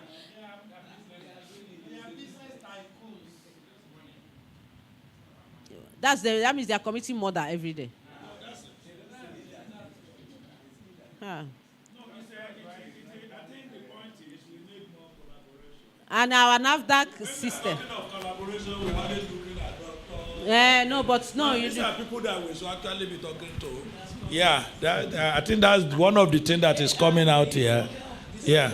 Oh, yeah. Yeah. The National Secretary of the Society is in the house. And I'm sure those who have the ears of the president, they are in the house. I mean, we need to talk to our colleagues in computer science. Yeah. Like I've told you, listening to Dr. Yinka Banjo, we will all stay here till 5 p.m. Those of you who want to ask questions, I will only give you one second. Ask the question, Madam, we answer it later, because Professor Adeleye is in the house, and he wants to tell us now specifically how this can be applied to healthcare. So, please, if it is more than 1 minute, I will use AI to stop you. Thank you. Thank you, sir. Thank you, sir. My question is this. The military drones that dispatch bombs in the northern part of the country that destroy so many innocent lives, is it AI problem or human error? Thank you. Madam, please help us write it down when you are making your concluding remark. Yes, Director Moses. Please help me pass the microphone to him. Okay, thank you very much, ma. Okay, my question, I have two questions. One, it's how and where about application of AI. Like somebody asked, how do we apply it to our personal businesses? Like you talked about predictive machine learning, where we can apply AI to predict the trends in our businesses. So how do we go about it? And about where are the AI? Are they in form of software that we can access online, that we can apply in our businesses?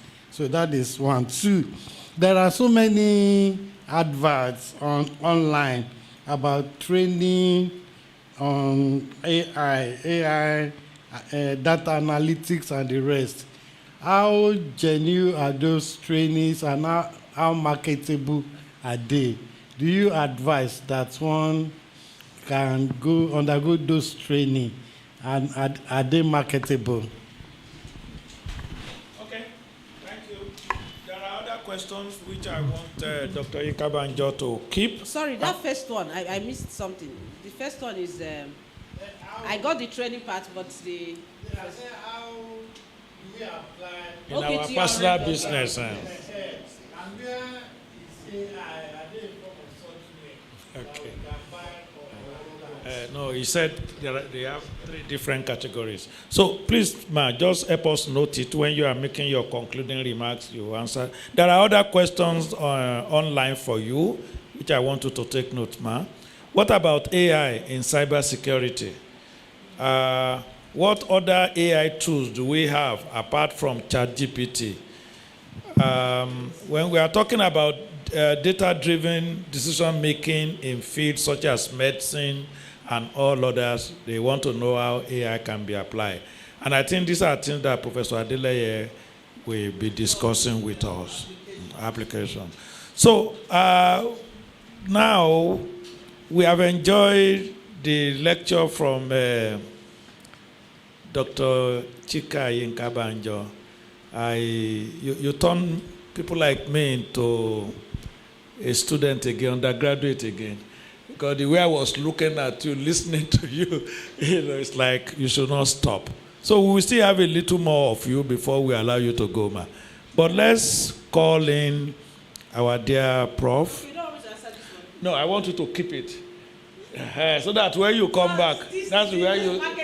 That is where you start. That is where you will start. You will start from there when we finish with Dr. and Professor Banjo. I'm sorry, Professor Adeleye. Professor Adeleye is the director of Center for Artificial Intelligence Development, University of Benin. Nobody is clapping for that. And I tell you, I've not met Professor Adeleye face to face. It was a dear Professor Enato, a pharmacist, who called me and said, look, we want to talk about application and principles, general as it is. What about in healthcare or in pharmacy? Do we have somebody who has an idea of that it has been done or should be done? And that is how he introduced Professor Adeleye. I called him, I spoke to him, and guess what? Like our Madam Chairman and Madam Speaker, there was no argument. Other than, oh, fine, that is something he likes talking about. That all I need to do is send him a formal letter, which I did. Another round of applause. Then Professor Adeleye is also a professor, like I've said, and consultant in public health and community medicine of the University of Benin and University of Benin Teaching Hospital, Benin City. Dear Prof, we are happy to have you. Could you please show your face and talk to us? Professor Adeleye.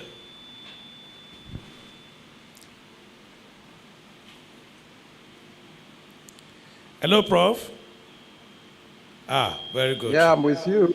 Thank you so much. So please, the feed is, the floor is yours. Yes, I'm already on your screen. I hope you all can see my screen. I see the screen. We thought it's a movie. Okay, greetings. Please, I'd like to know how many minutes I'm speaking for so I don't exceed the time. Forgive me if there's a gap there. No problem, sir. 10, 20 minutes is yours. If it is too small, okay, let us so know. I have to move fast, maybe leave more time for questions. So that people can ask good questions. Okay. Yeah. All right. All right. For those who want to see my face, this is how ugly I am. It's not, my face is not AI compliant. Just as you see me so. Yeah. So I will lead with us to let's see how far we can go. There are important challenges here with respect to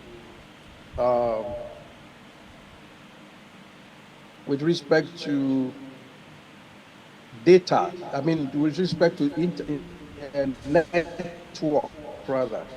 So we'll do our best to make it as good as we can.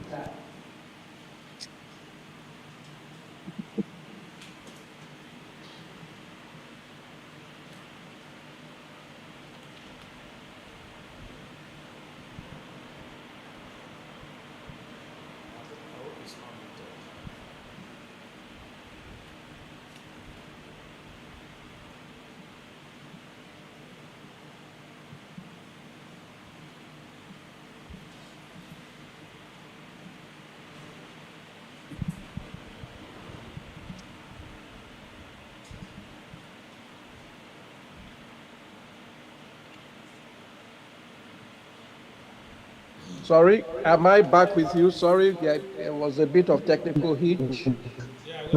Yeah, we can hear you. Online. It's okay. Can I hear you? To speak on. It's clearly about AI, and that is what we're all talking about. And I must say that I've enjoyed myself listening to you. So I've been asked to talk on my AI experience, advocacy, and possibilities. I want to say very clearly from the outset here, which I can also figure out from what the last speaker said. As far as AI experience is concerned, not many Nigerians can say they actually have the experience the way it ought to be. A lot of what we share as experiences are just personal activities, personal endeavors. Ideally, the first thing AI should be doing is dealing with us at institutional levels, or we interact with AI at institutional levels.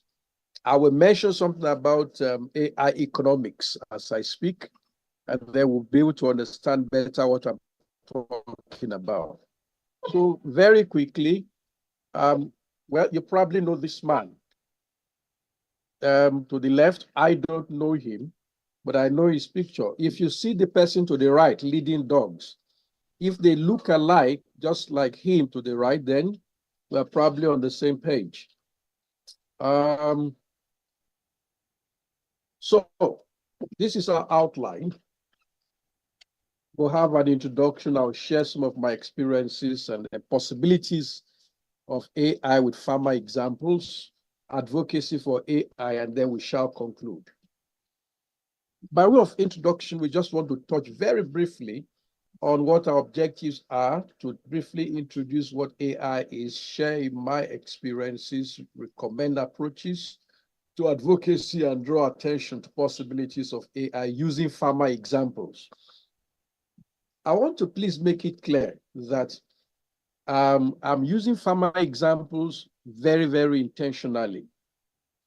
And that's because at the pharmacy level, there is strong inclusion, strong engagement of pharmaceutical industries in AI. And that's because basically we cannot speak of healthcare without medications. Medications are fundamental to healthcare. You cannot go to the hospital without thinking of taking some form of medication. That's not to say that everyone takes a medication, but it is intuitive. So it is because of that intuition that pharmacy plays a strong role, a very central role in the present and the future of AI in healthcare. Good enough, you are pharmacists. Most of you, perhaps all, are pharmacists, so we can talk clearly. Now, what really is AI? I mean, this is a bit fun, basic, I imagine, listening to the comments made and questions asked. AI is the simulation of human intelligence, all right, using machines that are programmed to think, learn, take decisions, and perform tasks just like humans. Now, these are essential to our definition of AI. Let me appeal to us to please get this point. What many people call AI at individual levels is not AI. People tend to mistake basic routine digital technology for AI. For example, if you have a wearable device that checks your blood pressure, your pulse rate, and so on and so forth, and displays the readings from time to time, that is not AI. Why is it not AI?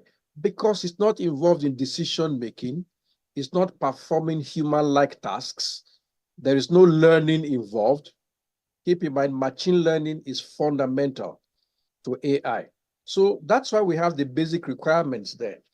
When we say basic requirements of AI, these are what we refer to: data and more data. Then we have algorithms. What do we mean by algorithms? Think of how to cook soup. You want to cook soup, you need to buy soup ingredients, wash them, boil, cut them in pieces as desired, cook for a while to different extents, depending on the type of soup you are cooking. Those steps you follow one by one that eventually convert your soup ingredients into actual soup on the table. That's what we mean by algorithms. So that's what AI does to data. What AI simply does is use available data and takes the data through processes to give you the desired output.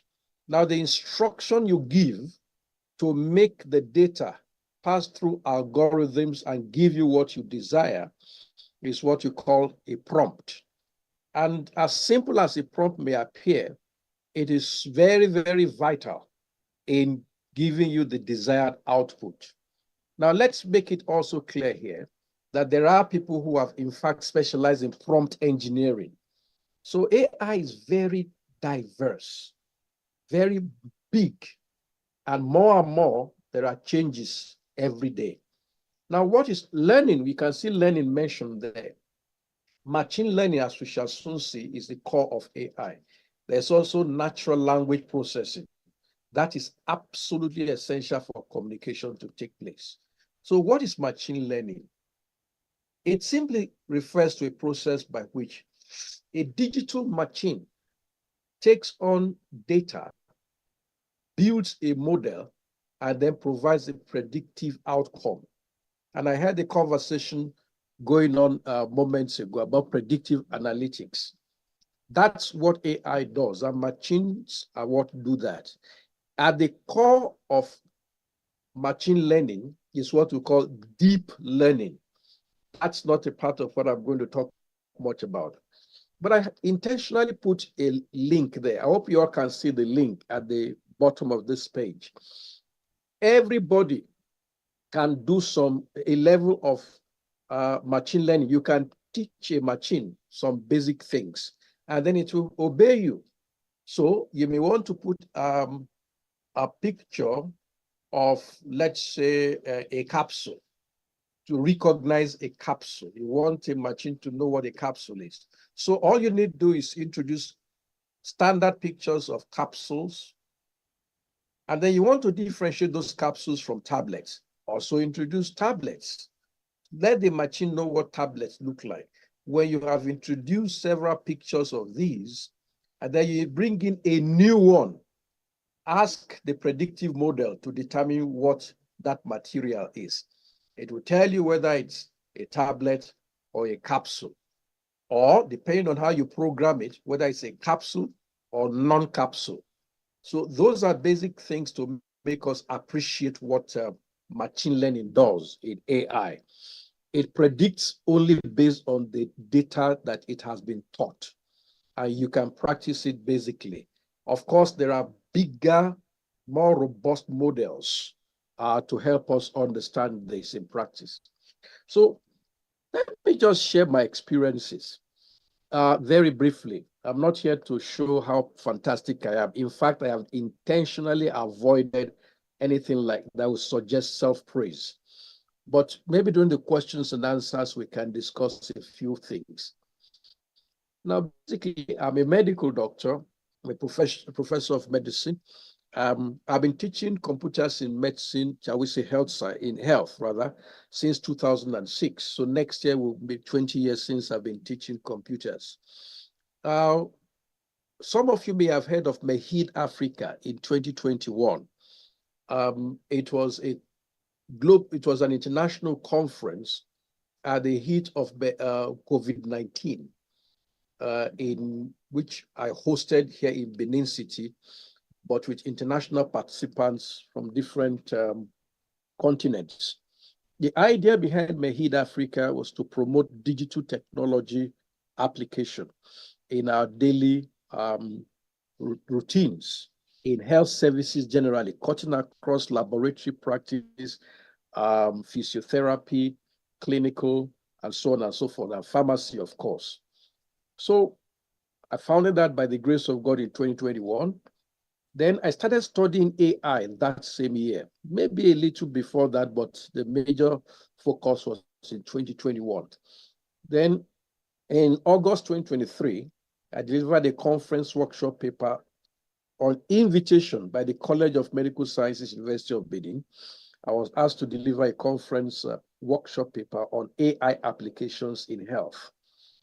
Then I underwent the 3-month practical AI course by VICB. Some of you there listening may be VICB graduates.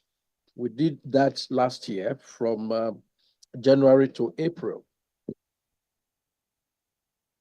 Now, I then went ahead to propose the development of an AI policy and a Center for AI University of Benin. I was appointed the chairman, AI Policy Drafting Committee, based on my recommendations to the university. And while I was working with the committee drafting the AI policy, I got another letter appointing me Director, Center for Artificial Intelligence Development, University of Benin in July 2024. Now, the only thing that existed as of July 2024 about the center was my letter of appointment, which essentially is nothing. It doesn't tell us that a center exists. In other words, it existed only in the letter in my hand. So which was a big matter. And I want to emphasize this because it's a governance issue. I heard I think it was the last presenter who talked about AI governance. So this was one of the things that introduced me into AI governance.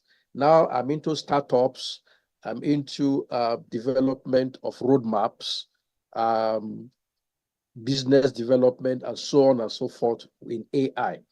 Because this startup opportunity has given me the drive to pick up skills and then implement those skills. Now, August 2024, we completed the draft policy, and I've engaged the University of Benin Teaching Hospital. Keep in mind that my appointment is by the University of Benin. The teaching hospital is separate, as we all know. Now, I've also engaged IRUA Specialist Teaching Hospital, IRUA. That's also in Edo State, Edo Central, whereas Benin City is in Edo South. I'm engaging teaching hospitals because we need to start applying AI in health services. Right now, as far as I know, there is no hospital, not even a teaching hospital in Nigeria, that is significantly, mark my words, significantly applying AI in what it does. However, I must say this, there is what we call expert systems in computer science. Expert systems are precursors to AI. Let me give you an example of what an expert system is. When you are typing your SMS or WhatsApp, you know some words are suggested. That's based on the data already stored in the device or in the software you're using. Now, based on that, some predictions happen, and then there are displays. So you can select which word you want among the listed words. The interesting thing is that the more you use those words, the more the system captures them. That is not yet AI. That is what we call expert systems. What you see in many teaching hospitals are expert systems. So expert systems can tell you after doing an ECG that this is the condition of the heart. You are given different graphs, and the expert system reads off the graph. It is based on data that it already stored from different countries over many years. That is not necessarily AI. I'm emphasizing this because people brandish many things as AI in health system, but that's not. Until the expert system does something that humans cannot do, that's when it becomes AI. What humans can do, what only humans can do, not what machines already do, not just a matter of providing information, but there has to be a strong content for human-like decision making. All right, so let's save time. I developed, by the grace of God, a mandate for the Center for AI Development in UNIBEN. Vision, objective, core values, functions. This is also a part of AI governance. And I must emphasize that without such documents, you cannot discuss with collaborators. You cannot engage with the international community or possible donors who are interested in investing or participating in your AI initiative. All this must be properly documented. AI that is not institutionalized remains mere theory, and governance provides the foundation for direction and operation of AI. So startup business plan, advocacy collaboration, even in-house advocacy. I had to engage with the Department of Computer Science, Department of Computer Engineering, the ICT in the university. And then I'm also discussing with international communities, the international community, that is the industry, even some universities, then European Commission, and so on and so forth. All of these are going on by the grace of God, led by me. I'm also setting up systems for the center. Remember, the center started with just my appointment letter. Now we have a space. We are slowly furnishing the space. I'm advocating for equipment to be supplied. Remember, I mentioned that we have developed a business plan. Now, to set up systems for an AI center is a very expensive venture. In Naira terms, to set up something that's basic may be as much as a trillion Naira or even more. So we're talking about 100,000, maybe 100,000, 200,000, or $1 million if you really want to do something good. But at least we can start from somewhere. And where did I start from? My laptop. I use my laptop for that. That's not ideal. That's because I am patiently waiting for the university to approve the release of equipment. We don't have the time to talk about equipment now. I must move on quickly. Then I'm also building my personal capacity through continuous learning. Setting up an AI system is critical for AI to work anywhere, whether it's in the hospital or in the university system. I remember the university is the universe, so it must cover all sectors. Now, what are my specializations in AI? AI governance, AI ethics, AI supported research, and AI economics. I'm into health economics. I studied health insurance. I studied marketing. I also studied healthcare financing, which was my specialization when I did did my master's degree in health planning and management. I also hold a master's degree in ethics. So I'm able to bring much of the things I have learned into AI and AI into them. So these are the key areas of my function. Now, what are the possibilities of AI? I'll just run through a few, and I'm not going to talk much. We'll simply do what we can do as far as technology permits us. Biological activity, potential side effects, and then use that knowledge. I'm wondering whether you can hear what is going on. Therapeutic properties. That's fine. So are they actually creating new drugs with AI? Yes. And it's not. All companies are generative. Sorry, can you hear this? Can you hear this? Is it loud enough? Is it loud? Volume, give it more volume. 15 new drugs focused on areas like cancer, We are hearing you, Prof. He's playing provides promising AI generated targets for chronic. Can you hear the video I'm playing? Oh, the video, yeah. But it's not loud enough. Yeah, the volume is not loud. It's not loud. Yeah, but I mean something about development of drugs.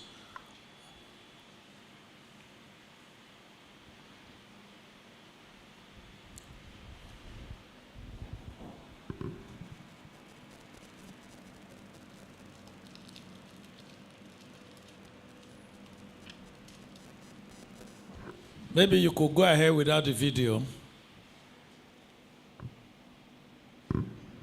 Yeah, I will. Imagine a computer that can analyze billions of. Is it any better? Structures, biological activity, potential side effects. So I will simply explain. To create a completely new molecule with specific therapeutic properties. So are they actually creating new drugs with? We all have background in chemistry. So we know that a critical element in drug development is drug discovery in the first place.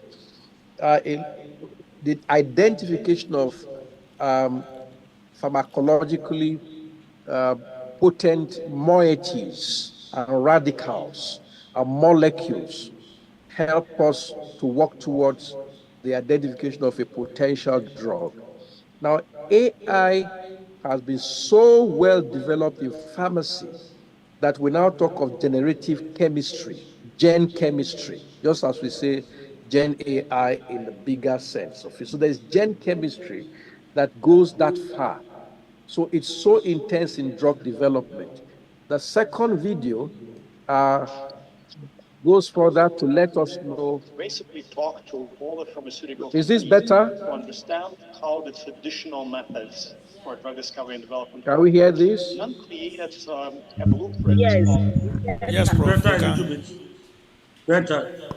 The AI, what is so improbable became possible. And we've managed to enter phase 2 human clinical trials now with an AI discovery, So you AI can see designed therapeutic. the drug is already in phase 2. And what is interesting here is that pulmonary fibrosis is not a condition that you easily get a medication to treat. The pathology of pulmonary fibrosis leaves very little hope for that condition because tissue regeneration is very difficult when fibrosis has already happened. So there is hope, however, that with the careful study of tissues, it is possible to develop molecules that can reintroduce some element of life into fibrotic tissues. And that's a very, very difficult technology, we must confess. For those who may understand the pathology of fibrosis, you understand what I'm talking about. It's like converting a non-living thing to a living thing, essentially. But what it then does is to take on the genomes of those tissues that are still alive and replicate them to replace the dead tissues. So that's essentially what it does. And that's pretty high tech. Hopefully that drug will be out today, this year, next year. But it may not be, it will not be that rapid ordinarily because that's not how you're pharmacists. That's not how drugs come out. It may take 10, 15 years, even from phase 2. We are looking for side effects, we're looking for adverse reactions, and so on and so forth. But AI can be so predictive that you can tell from the word go that once the desired activity or clinical outcomes are identified, many other manifestations can easily be predicted, and so you can tell what you might expect as side effects. We do not want to make assumptions, and so caution is always exercised not to use predictive analytics as a form of replacing actually identifiable side effects or toxic effects of medications. It's an ethical issue in AI. Of course, there is a part of AI that is AI ethics. However, it is undeniable that what would have taken 10, 15 years in drug development is now slowly being reduced to 1, 2 years or even shorter. That's what AI not only can do, but it's already. How are pharma companies using AI? Pharma companies are already using AI today. In drug discovery, AI helps in identifying new drug candidates, analyzing vast data sets more quickly than traditional methods, which speeds up the discovery of new drugs and can also predict potential side effects. Clinical trials. AI used to design and optimize clinical trials by helping in selecting suitable candidates and finding out the right data points. This can increase the efficiency of trials and improve the likelihood of successful outcomes. Manufacturing. AI helps in monitoring production lines and predicting maintenance needs, which can reduce downtime and ensure consistent quality. And regulatory compliance. AI assists in navigating the complex regulatory environment by keeping track of changes in regulations and helping ensure compliance. That's how pharma companies are already using AI today.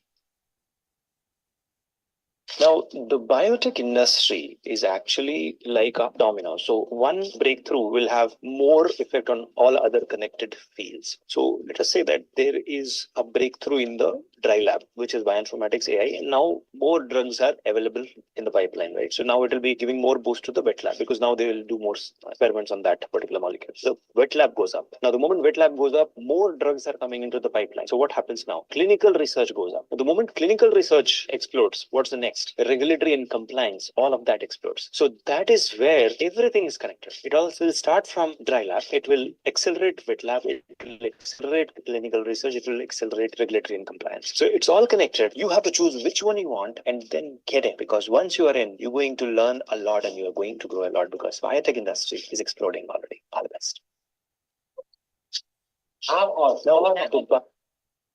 So we see that AI has gone far in dealing with different aspects. It's not just in drug development, even in regulatory issues and compliance issues. AI is looking at who is doing what, where, how, and when.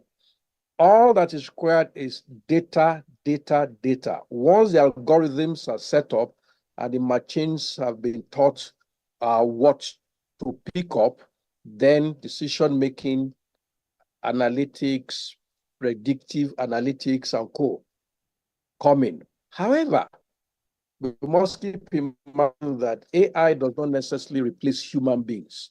The aim at the end of the day is to see how we can mimic humans as much as possible. Looking at pharmacy literature and AI, it's obvious that a lot of concerns have risen as to whether AI would take jobs of pharmacists. My position is no, it will not. It will rather power the job of pharmacists. It will make pharmacists more productive rather than replace them. People have argued with me on this matter, and I told them something simple. If AI becomes so autonomous as people fear, the simple thing to do is to switch off the power supply. It will not function. Once you switch off power, the machine will be looking at you, the robot. However, going to other aspects of health services, we have a lot of advances already. Not in Nigeria, though, but a lot are being tried in Europe, in the US, and importantly, even in India. We have cases now where robots carry out surgery. So how does it work? You have a surgeon in Nigeria operating in an AI-powered theater, and the patient is in, let's say, South Africa. The robot is in South Africa, but the surgeon is in Nigeria. The surgeon is giving instruction to the robot to incise particular parts of the body. And the instructions are not just words. For now, they are manual. So that way, it is possible to send data. That process of transmission is a very complex one because there must be detailed, the minutest form, compliance to the instruction given by body motion, hand motion. The correct instrument must be there, and the surgeon is viewing what is going on. So there's a sense of personal touch between the surgeon and the patient through the equipment, through the instruments used in theater. And it's been shown to be very, very fantastic. Hopefully, this will develop over a long time and will contribute to remote surgery, remote medicine, remote pharmacy, and that way, telehealth will attain a new definition beyond what we currently know. All right, so advocacy. It's one thing to have music. It's a different matter to have somebody dance to it. That's what this picture is at least telling us. It is important that we're able to deliver advocacy for AI. And that's one of the biggest things that's necessary. Why am I saying so? Well, I've removed some details or excluded some details from this, but let's look at what we have. Is the situation in a country like Nigeria. There's hardly anything that's not political. For anything to work somehow, you just must have some political backing for any big project to work. Except, of course, you have alternative sources of funding and regulatory mechanisms are not against you. What am I talking about? Some working principles are useful in order to establish an AI system that works. Recognize the characteristics of your environment, the human environment, technological environment, regulatory, political environments. Let me say here, some of you may not quite appreciate this if you have not had the experience before. The biggest or most difficult environment to manage in establishing an AI system is the human environment.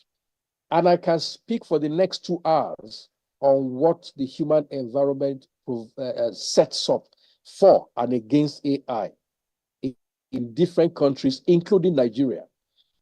You'll be amazed how much I have had to do contacting different people to provide support for us to establish AI systems in University of Benin Teaching Hospital and University of Benin. Because I don't want to mention names or speak ill of institutions, I will not be able to say some specific things. But I can tell you that people who resist you are just many enough. People who will tell you, yes, yes, oh, yes, we like AI, we are supporting you. Oh, excellent, carry on.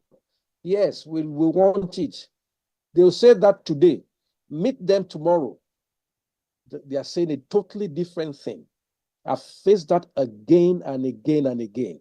I keep mobilizing support, and there are people who stand against that support. Eventually, we will get there. We will make progress, that is. We are indeed making progress. I see the challenges as opportunities. If I did not understand how to study human environment, I probably would have given up. The technological environment is important for us to understand the gap. Where are we now? And where do we want to be with AI? If you don't understand all of this, you cannot segment your target audience. Having developed your vision, mission, objectives, the target audience is extremely important. So you need to segment. In marketing, we talk of market segmentation. So in University of Benin and University of Benin Teaching Hospitals, hospital rather, we have people at different levels performing different functions. And so you can segment according to the services that people provide. For example, you can have students, lecturers, pharmacists, laboratory scientists, doctors, nurses. I'm pulling both environments together now. What amounts to AI for each of these would differ. So it's not that AI is the same everywhere. Of course, we understand what we're saying. So, for example, many students have come across in terms of getting them to know where we are going in AI, actually think that AI is something they need to practice in secret. So a lecturer gives an assignment, many students go ahead and use ChatGPT, just copy and paste, or go to some other ones that will not be easily detected, copy and paste. And there are lecturers who are against AI, who say, oh, no, AI is making students lazy. The same kind of thing we experienced many years ago when the internet was introduced. Oh, internet will make people lazy. Now the internet is a routine already. AI has come in, oh, it will make people lazy. A professor was quoted as saying that AI is witchcraft. So the kind of advocacy you need to do with persons who see AI as witchcraft will not be the same as that of somebody who is already promoting AI. For me, for example, it is compulsory for all my research students from undergraduate to PhD level.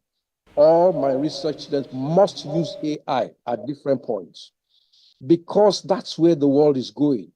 And because of my strength in AI ethics, including the technology used to guide ethics, I'm able to help to guide them and warn them against copy and paste. If I listen to some presentations, I can tell that this is AI, even without using AI tools to detect possible abuse of AI. So AI ethics will help to solve a lot of problems that people complain about in your different market segments. The most suitable form of advocacy must be used for each audience. We build collaborations, internal, local, and international. All messages in advocacy must be convincing and clear and comprehensible.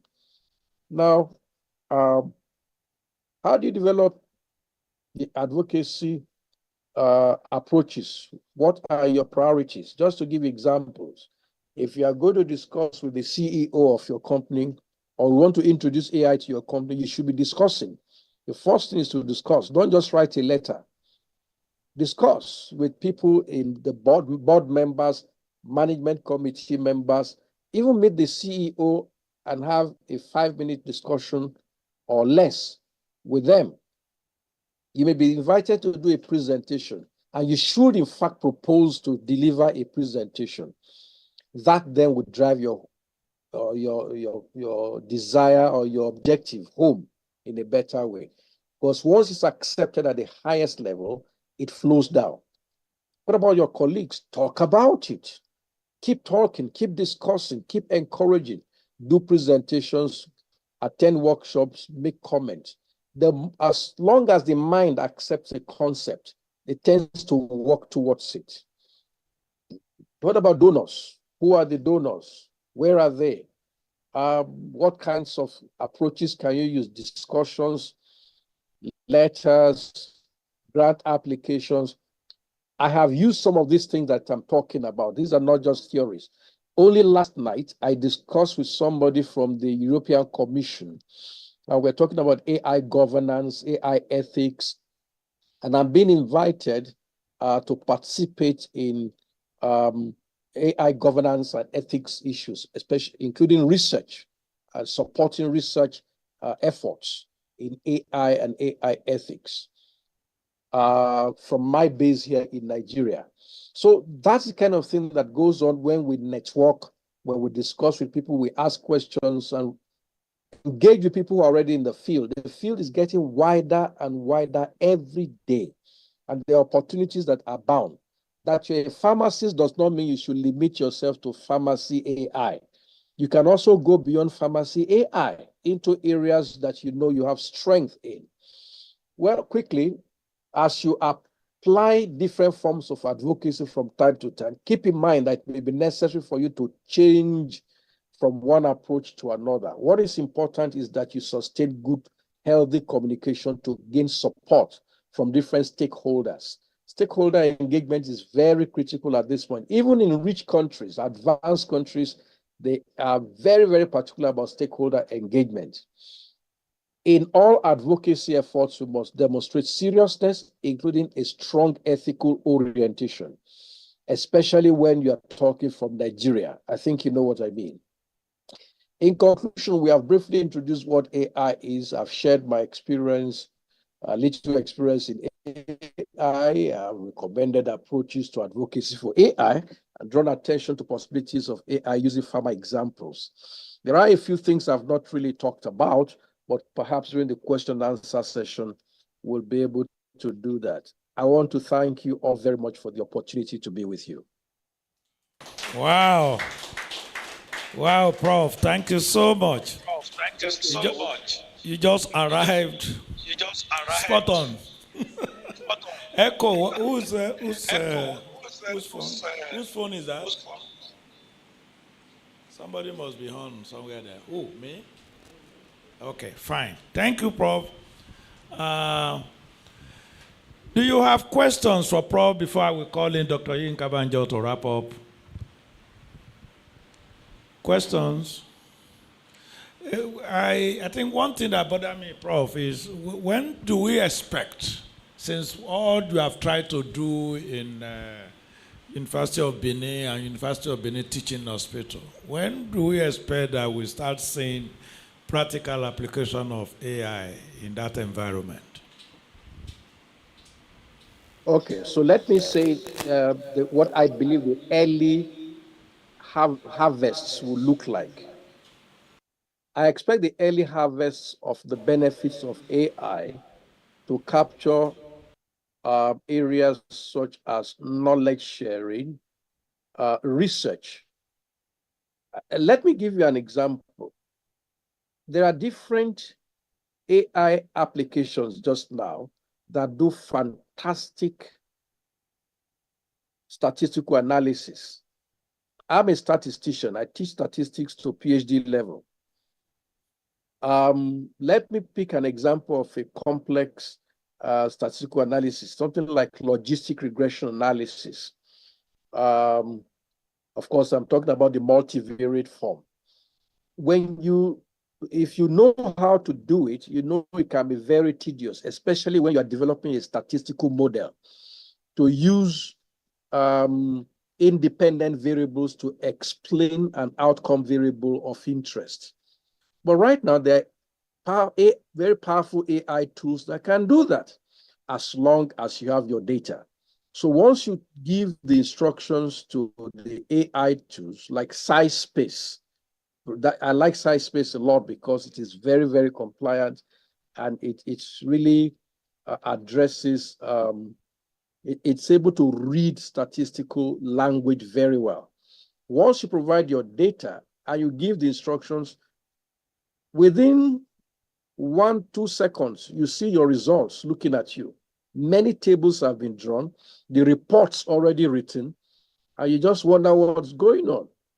So that's the kind of thing I expect to see in AI in the ensuing weeks and months.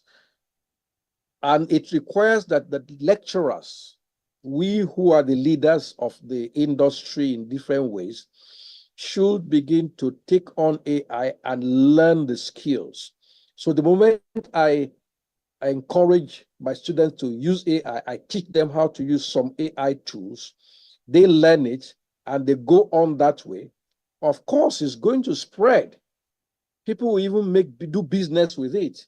With ordinary SPSS, people earn money, not to talk of using very powerful AI tools. The rigority and is so fantastic when you know what to do. So that's where I expect to see AI. In terms of knowledge sharing, of course, there are many people now who understand that for you to develop proposals, for you to do some write-up on research, even when your data are already available, you can give instructions for your AI tool to report your research work and even do a discussion. However, the warning is always this: never use AI to replace your brain. AI can write nonsense. Let me give you an example. I asked AI to do something for me about a month ago, something on which I had provided data for the AI tool. And then it was talking nonsense. So I simply asked the question, where did you get this from? That was Meta AI. You won't believe what Meta AI told me. Meta AI said, well, I really didn't know the answer to your question. I just made up this answer for you. You can imagine that. If AI can just be fabricating answers, it can mislead you. So you must be very, very careful. Very so research, interesting, Prof. knowledge sharing, there's some aspects of development, yes. Very All interesting, right, Prof. so maybe to save time, I'll stop here. Thank you so much. There's something that Dr. Yinka Banjo told us, and I'm really picking that as one of the take-home. You know, that collaboration between the oncology department and computer science department.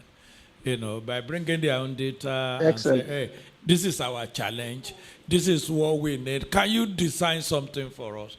And I think that is what I want us to take home here. I mean, we can reach across the table. Yeah, even the clergies can take the computer. Can I come in there? Okay, Prof. Can I come in there? Yes, sir.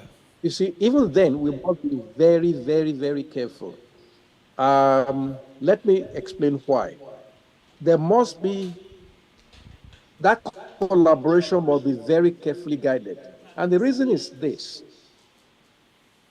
oncologists, or indeed any health scientists, let me even use a pharmacy as an example. You want to tell how old a drug is, for example. What is the age of this medication? Or is it still safe for use, even if the expiry date has not been reached? Maybe because of exposure to inappropriate temperatures for that medication. You now have cause to query the safety and the efficacy of that medication.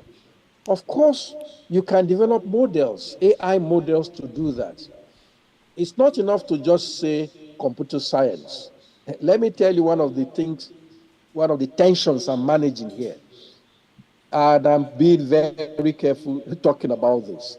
There are persons who say that especially among computer scientists themselves, who insist that you must in AI, even if you have a PhD in computer science. It's as serious as that. That's another So we're trouble. trying to even encourage some form of cooperation. Somebody in a professor of computer science in a certain university studied AI. Though her specialty was not AI, she took out time to go study AI. There were persons in her department that attacked her to say, and said, you don't have authority, you can't talk where AI is being discussed. That's the professor of computer science. So a lot of disharmony, unnecessary and meaningless rivalry is going on. So we God help must Africa. exercise caution. God help Africa, sir, so that we can move on. What Amen. Dr. Yinka Banjo was What talking I about. encourage is this. Yes. She was talking Yes, I about. encourage that collaboration, but it in an atmosphere that encourages openness. Yeah. Developing a model requires that you have the data that can be used by that model in predictive analytics so that the answers or responses get to be reliable. Thank you. Thank you, sir. No, yeah. Dr. Yinka. Yeah, thank you. Yes. She was talking about the experience in South Africa, which shows that we're actually talking of different paradigm when you compare it to our situation here. Is that not what you said? I mean, this seems to have gone a little far. So thank you, Prof. We appreciate you. We have cause to engage you as you move on. So we just do two things more. I will ask Dr. Yinka Banjo to give her concluding remarks. Then our chairman will speak to us and we round it up. Thank you so much. Please, a round of applause for everybody here seated. You have been here since 9 a.m. And to our colleagues who are online, I think we still have quite a good number here. How many do we have now? Sorry? 87 from 150. You can see how today is Friday. It's a fasting period. So will you please a round of applause to the 87 people that are still waiting. We will not overstretch you.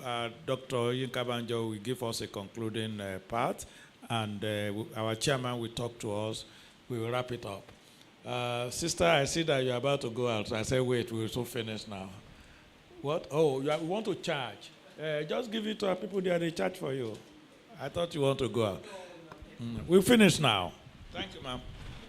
Is that working?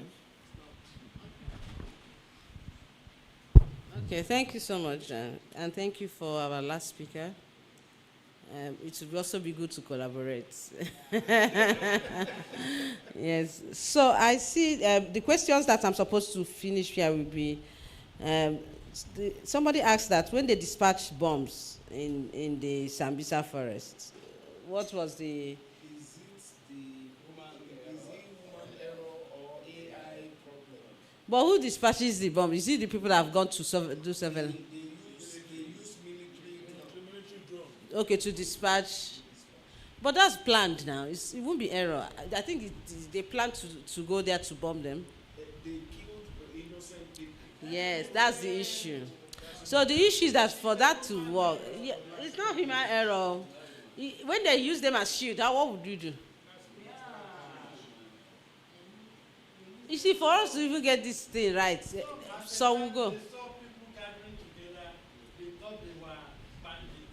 Oh, okay. So, okay, you're saying is it human? But you have the answer to that one, sir. When they see them, that they think is, you know that. In the Sambisa forest? No. Oh. Wow.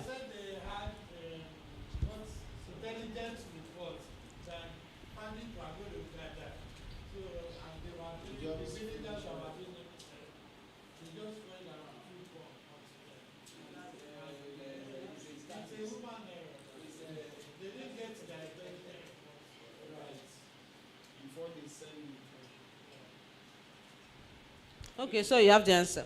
Okay, thank you. The next one is trainings on how to do, how do you apply AI in your work? Okay, so you asked something about trainings, right? I forgot, that's why you said. I said there are so many trainings online.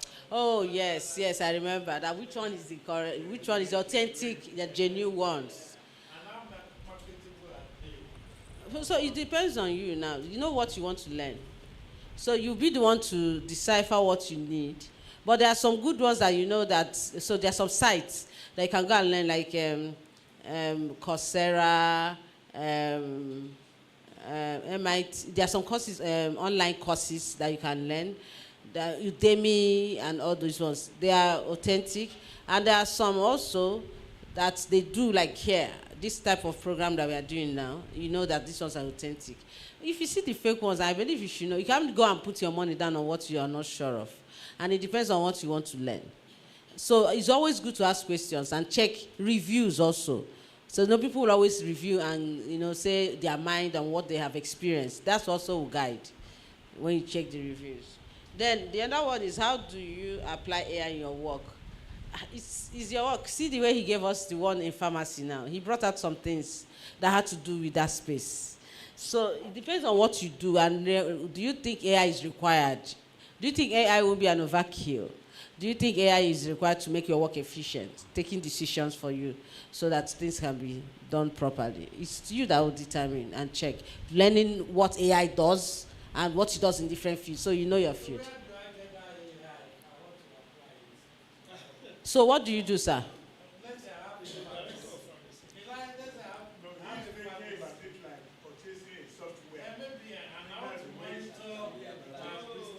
Oh, so someone can actually develop and customize it for your own. So there are some existing ones that can be customized to suit what you now do here. So you're asking, where can you find it? So you check the existing ones and see who can do that for you. So it's something that you just approach those in the field and say, oh, can we do so? Then the next one says,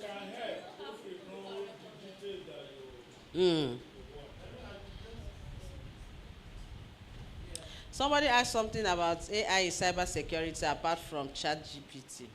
It's person who asked that question? There are two different questions. Okay. The one is application of AI in cybersecurity. Yes. And the other one is, apart from ChatGPT, any other tool? So ChatGPT is just one aspect that had to do with you checking and going to ask questions for. It has to do with natural language stuff and large language model. But for AI cybersecurity, we mentioned something about fraud detection here. Yeah, there are some softwares we can use to fish, to find those that are going. A lot of Yahoo boys are online. And you see, it's this cyberspace that we still do this. For cybersecurity, we use machine learning techniques to develop softwares to catch them, just like we do in developing virus. We said something about fraud detection. We use those that use phishing tools to be phishing people that have money, going into the cyberspace to be picking people's accounts by checking their IP address and tracking them. We also have softwares that also will fish these tormentors, if I can call them that, to be able to get them. So we have software, we have phishing tools, we have dictation softwares developed, we have a recommender system that, recommender system helps you recommend, that's not it. But we have tools that are being developed, dictation and prevention softwares. Any other question? Thank you so much. Thank you. You have been so patient. Please, let's just wrap it up now. I will call on Madam Chairman to talk to us. Yeah. Thank you. I don't know where to start. All I can say that this has been a phenomenal, program. I came here, just to be among my colleagues, my friends, and to learn, and it has surpassed my expectation. We had a very, very great presentation, eye-opening presentation from Dr. Chika, Yinka, Banjo, Thank you. Great job. We couldn't have asked for anything better. I think you took us back to the foundation. Now there are certain terminologies and things that I didn't even know about that I learned today. I don't know about you guys. It's really been great. So thank you. We appreciate that, And we look forward to your slides that we're going to get so that we can review it. Now, another thing that I really would say was also an eye-opener was the presentation from Professor Adeleye. Thank you, sir. Now, you said a few things that I really do think is going to help with people in the pharmacy world. As you all know, for those of us who are out there in the United States, like you all know I'm in the United States, there's something, but I've done a lot of work here. And Professor Nato, I know you were one of the first people that brought me to Nigeria to share my experience. I will continue to thank you, and I'm really glad that you're on. One thing we will continue to hear is that lack of collaboration with the pharmacists, the physicians, and all that, for the sake of the patient, patient-centered care. Now, I will tell you guys, what AI will do is that it's going to force it. For those that are going to do it well and do it right and have a roadmap, it will force that collaboration.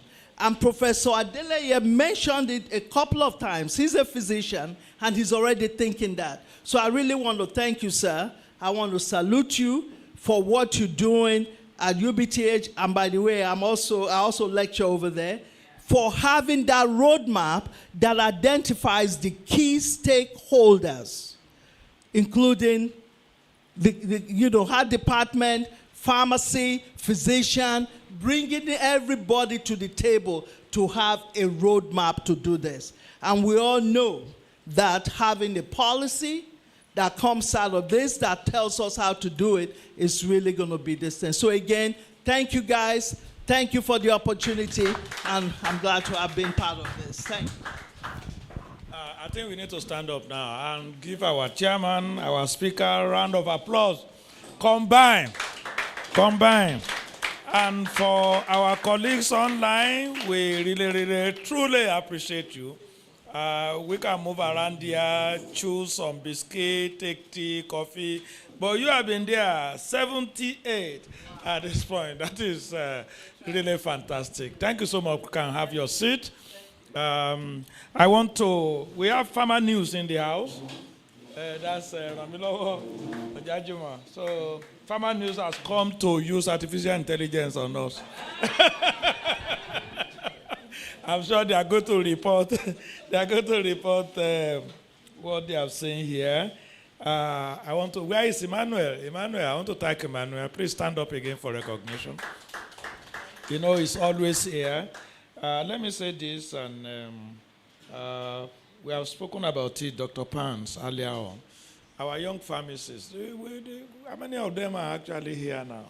Because the faces I'm looking at now, they are mostly the good old faces.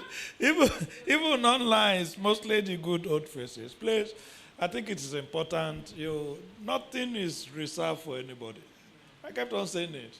Yeah, I'm a pharmacist. The next question is, and so what? What are you capable of doing? That is a yes. What your certificate says that the holder of this document has the knowledge to practice as a pharmacist. That's all. Every other thing is about your output. It's about make that output bigger for a unit of input. That's why we are doing this. So that we get to know more. So that our output can be bigger per unit of output. So I hope and pray that we have more people showing up for this. Like we have said, we're going to engage more. Thank you, Emmanuel. Speak to them. Let them speak to them. Let them know this is for them. Because in that group, we have about 450 people, right? So if only is the group that is here, we will not have weeks. I thank them for all the sacrifice and whatever. And they have asked me to give you this as a problem. And it's always having a problem. And it's part of life for you to have problem. But if you don't have that problem there, you should ask questions. But sometimes the truth, please. It's just privilege that we are having. We brought Professor Adebisi here. You know Professor Adebisi. All is in knowledge. You are in knowledge. So please make this presentation to our chairman. Who is our photographer? Who is doing the photography for me? I come and join you so that Pharma News can capture me too.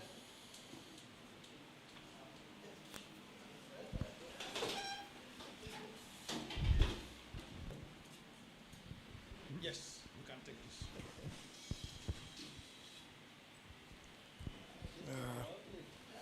On behalf of the Pharma, 28th of March 2025. Thank you very much.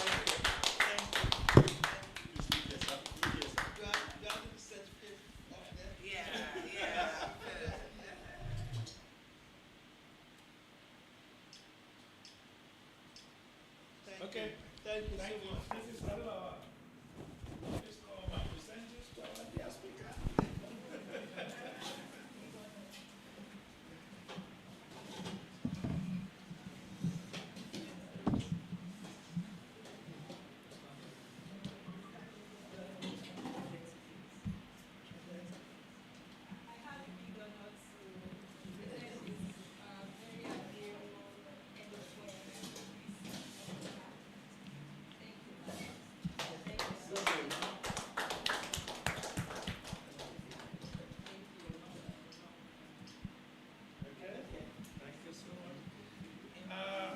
Professor Adeleye, I still believe he's in the house, but somebody have to be Professor Adeleye. From the picture I saw, Professor Adeleye, that's of the complexion. That's my brother there.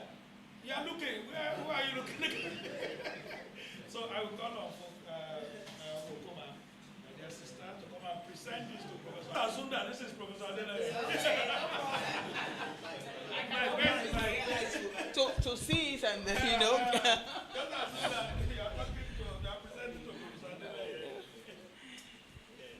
Yeah, on behalf of the Pharma Career Advancement Group, we are presenting this to Prof in appreciation for you being a speaker for this program. You have collected it. You will take it to Benin for him. Don't worry. Don't worry. You can return it to me. Present it to somebody who will take it to him. So who will take it to him now? The pharmacist around. Yes, my brother. You know, say now you remain. Say Olumide, Akintayo. You will take it to him. Don't worry.